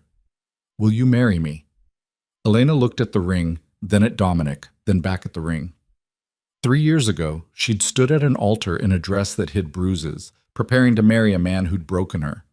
She'd been trapped, terrified, convinced she had no options. Now she stood on a terrace under the stars, being offered a choice, a real choice, made freely, without coercion or pressure or fear. And the answer was so obvious it made her laugh with pure joy. "Yes," she said. "Yes, I'll marry you." Dominic slipped the ring onto her finger, and they kissed as Charleston glittered below them, the city that had witnessed her worst nightmare and her greatest triumph. The wedding took place 6 months later, in a small garden ceremony with only their closest friends and family. Sarah stood as Elena's maid of honor, crying happy tears through the entire ceremony. Marcus Webb and Julia Santos attended, along with Rebecca Martinez and several of the victims Elena had helped over the years. There was no cathedral, no hundreds of strangers, no elaborate production designed to project an image. Just two people who'd chosen each other, standing before people they loved, making promises they actually meant. When the officiant asked if anyone objected, Elena felt a moment of tension, muscle memory from the last time she'd stood before an officiant. But no one burst through doors. No one interrupted. There was only supportive silence, and then the ceremony continued. "I do," Elena said when her turn came, and this time the words were a choice rather than a cage. "I do," Dominic echoed, and when they kissed, it was nothing like that almost wedding 3.5 years ago. This was real. This was right. This was what love was supposed to feel like. At the reception, Sarah gave a toast that made everyone laugh and cry in equal measure. "My sister is the strongest person I know," she said, raising her glass. "She survived things that would have broken most people. She escaped an abusive relationship with nothing but courage and determination. And she took that experience and transformed it into something that's helped hundreds of other people escape their own nightmares. Dominic, you're marrying someone extraordinary. I hope you're ready for a lifetime of being constantly amazed by her." "I am," Dominic said, looking at Elena with such open love that she felt her throat tighten with emotion. The foundation continued to grow and evolve. 5 years after its founding, it had helped over 5,000 victims escape abusive situations. 10 years after, that number had grown to 20,000. The model they'd pioneered in Charleston had been replicated nationally and was beginning to spread internationally. Elena stepped back from day-to-day operations as the organization matured, trusting the capable team she'd built to carry on the work. She took on an advisory role, focusing on strategic planning and major cases while leaving the operational details to others. It gave her time to write, something she'd discovered she loved. She published a memoir about her experience with the Whitmores and the founding of the foundation. She wrote articles about power-based abuse and institutional failure. She developed training materials for advocates and law enforcement. And she lived. She and Dominic bought a house outside Charleston with a garden where they grew vegetables and herbs for the meals they cooked together. They traveled to Italy to visit his parents, who adored Elena, and immediately began teaching her family recipes that had been passed down for generations. Sarah finished medical school and started her residency in emergency medicine, though she called Elena at least once a week to check in and share stories about particularly interesting cases. She visited Charleston regularly, her relationship with Dominic evolving from protective skepticism to genuine friendship. "He's good for you," Sarah admitted during one visit, watching Elena and Dominic cook dinner together with the easy synchronization of people who'd learned each other's rhythms. "I wasn't sure anyone could be after everything you went through. But he sees you, really sees you, and he loves what he sees." "I know," Elena said. "I'm lucky." "You're not lucky. You made good choices. You chose to survive, to heal, to build something meaningful. You chose him. That's not luck. That's wisdom." 12 years after the cathedral incident, Elena stood in the foundation's headquarters, cutting the ribbon on a new wing dedicated to Sofia Falcone, Dominic's sister, the girl whose death had started him on this path. The wing housed a library of resources for victims, a training center for advocates, and a memorial wall honoring those who hadn't survived their abuse. "She would have loved this," Dominic said quietly, standing beside Elena as she looked at the photograph of Sofia that hung in the memorial space. A 16-year-old girl with dark hair and her brother's serious eyes frozen forever in a moment before trauma had stolen her future. "I wish I could have met her." You carry on her legacy every day. Every person you help, every abuser you hold accountable. That's her legacy too. You're doing what I couldn't do for her. You're making sure other people get the help and justice she was denied. Elena squeezed his hand, thinking about the strange paths that had brought them both to this moment. His sister's death had driven him to build the capabilities to help others. Her own victimization had given her the insight to connect with people who were trapped and terrified. Together, they'd created something that transformed private tragedies into public good. The memorial wall filled up over the years with names and photographs of people who'd been killed by intimate partners or powerful abusers. Some of them were cases the foundation had been investigating when the victims died. Others were simply names that advocates wanted to ensure were remembered. Elena made a point of learning every name, every story. She couldn't save everyone. Dr. Williams had been right about that. But she could make sure those who weren't saved were remembered, that their deaths meant something, that they spurred continued work to protect others. 15 years after the cathedral incident, Elena was invited to testify before Congress about power-based abuse and the need for stronger legal protections for victims. She stood in a hearing room in Washington, D.C., and told her story to a room full of senators and representatives, making the case for legislation that would close the loopholes powerful abusers exploited. "I was lucky," she said, though the word felt inadequate. "I survived because someone noticed I was in danger and had the resources to intervene. But most victims don't have that. Most victims are trapped by people who control their finances, their housing, their ability to work or go to school. We need systemic changes that give victims more options, that make it harder for the powerful to abuse those with less power. The legislation passed 6 months later, creating new federal protections for victims of power-based abuse and establishing funding streams for organizations doing intervention work. It was nicknamed the Voss Act, and while Elena was uncomfortable with the attention, she understood the strategic value of attaching a survivor's name to the legislation. On the day the bill was signed into law, Dominic took Elena out to dinner at the restaurant where they'd had their first real date. Not a working meal, not a foundation event, but an actual romantic dinner where they'd talked about their hopes and dreams and plans for the future. "Do you remember what you said that night?" Dominic asked as they lingered over dessert. "When I asked where you saw yourself in 10 years, I said I wanted to make a difference, to help people escape situations like mine." Elena smiled at the memory. "I had no idea how literally that would come true." "You've done more than make a difference. You've changed the entire landscape of how we think about and respond to power-based abuse. You've helped thousands of people directly and influenced policy that will protect millions more." "We did that. Together." "No." Dominic shook his head gently. "I helped, but this was your vision, your determination, your willingness to transform your trauma into purpose. I just provided resources and support." Elena thought about the woman she'd been 15 years ago, standing at an altar in a dress that hid bruises, convinced she had no options and no future. That woman could never have imagined this life.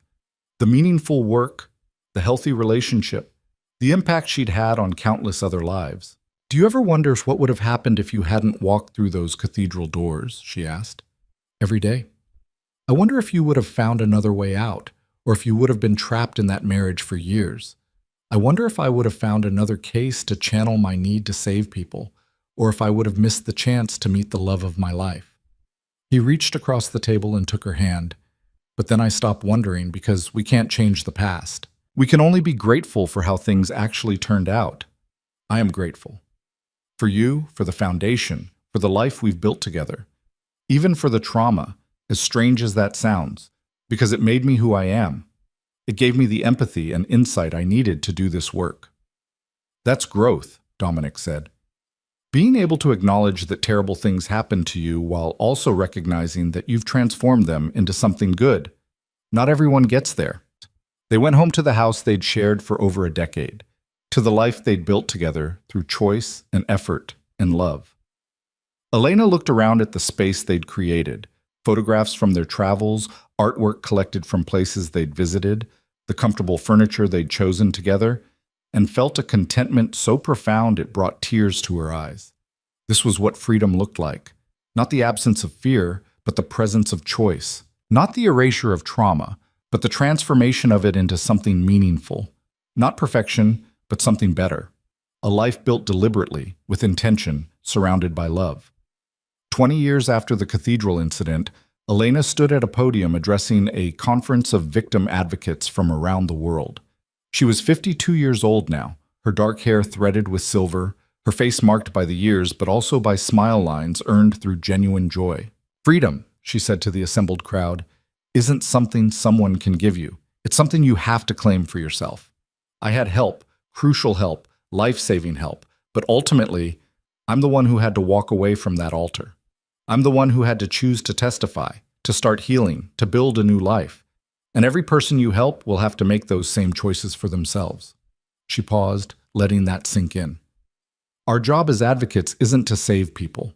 It's to show them they have options, to walk beside them as they find their own path to freedom, to provide resources and support and unwavering belief in their strength. Some will take years to be ready. Others will never be ready, and that's okay. We plant seeds, we create possibilities, and we trust that each person will find their way in their own time. The speech received a standing ovation. Afterwards, dozens of advocates approached her, sharing their own stories of survival and transformation, thanking her for the work the foundation had done. An older woman, maybe 70, waited until the crowd had cleared before approaching. "I wanted to thank you," she said, her voice quavering slightly. 30 years ago, I was in an abusive marriage. I had no resources, no support, nowhere to turn. I stayed for 15 years before I finally found the courage to leave. But if organizations like yours had existed back then, if I'd known I had options, maybe I could have escaped sooner. Maybe I wouldn't have lost 15 years of my life. Elena took the woman's hands in hers. You didn't lose those years. You survived them, and you got out. That took incredible strength and courage. Because of people like you, the next generation won't have to stay as long as I did. They'll have resources I didn't have. They'll know they're not alone. The woman's eyes filled with tears. Thank you for doing this work. Thank you for making sure others don't suffer the way we did. After the woman left, Elena stood alone in the empty conference room, thinking about all the lives the foundation had touched, all the ripple effects that extended far beyond what she could see or measure. 20 years of work. 20,000 people helped directly. Hundreds of thousands more influenced indirectly through policy changes and cultural shifts. It wasn't enough. It would never be enough because abuse continued, because power would always seek to exploit vulnerability. But it was something. It was a life's work that mattered, that made the world incrementally better. Dominic found her there, still lost in thought. Ready to go home? Elena smiled, linking her arm through his. Yes, let's go home. They'd built something beautiful together. Not just the foundation, but a life characterized by choice and love and meaningful purpose.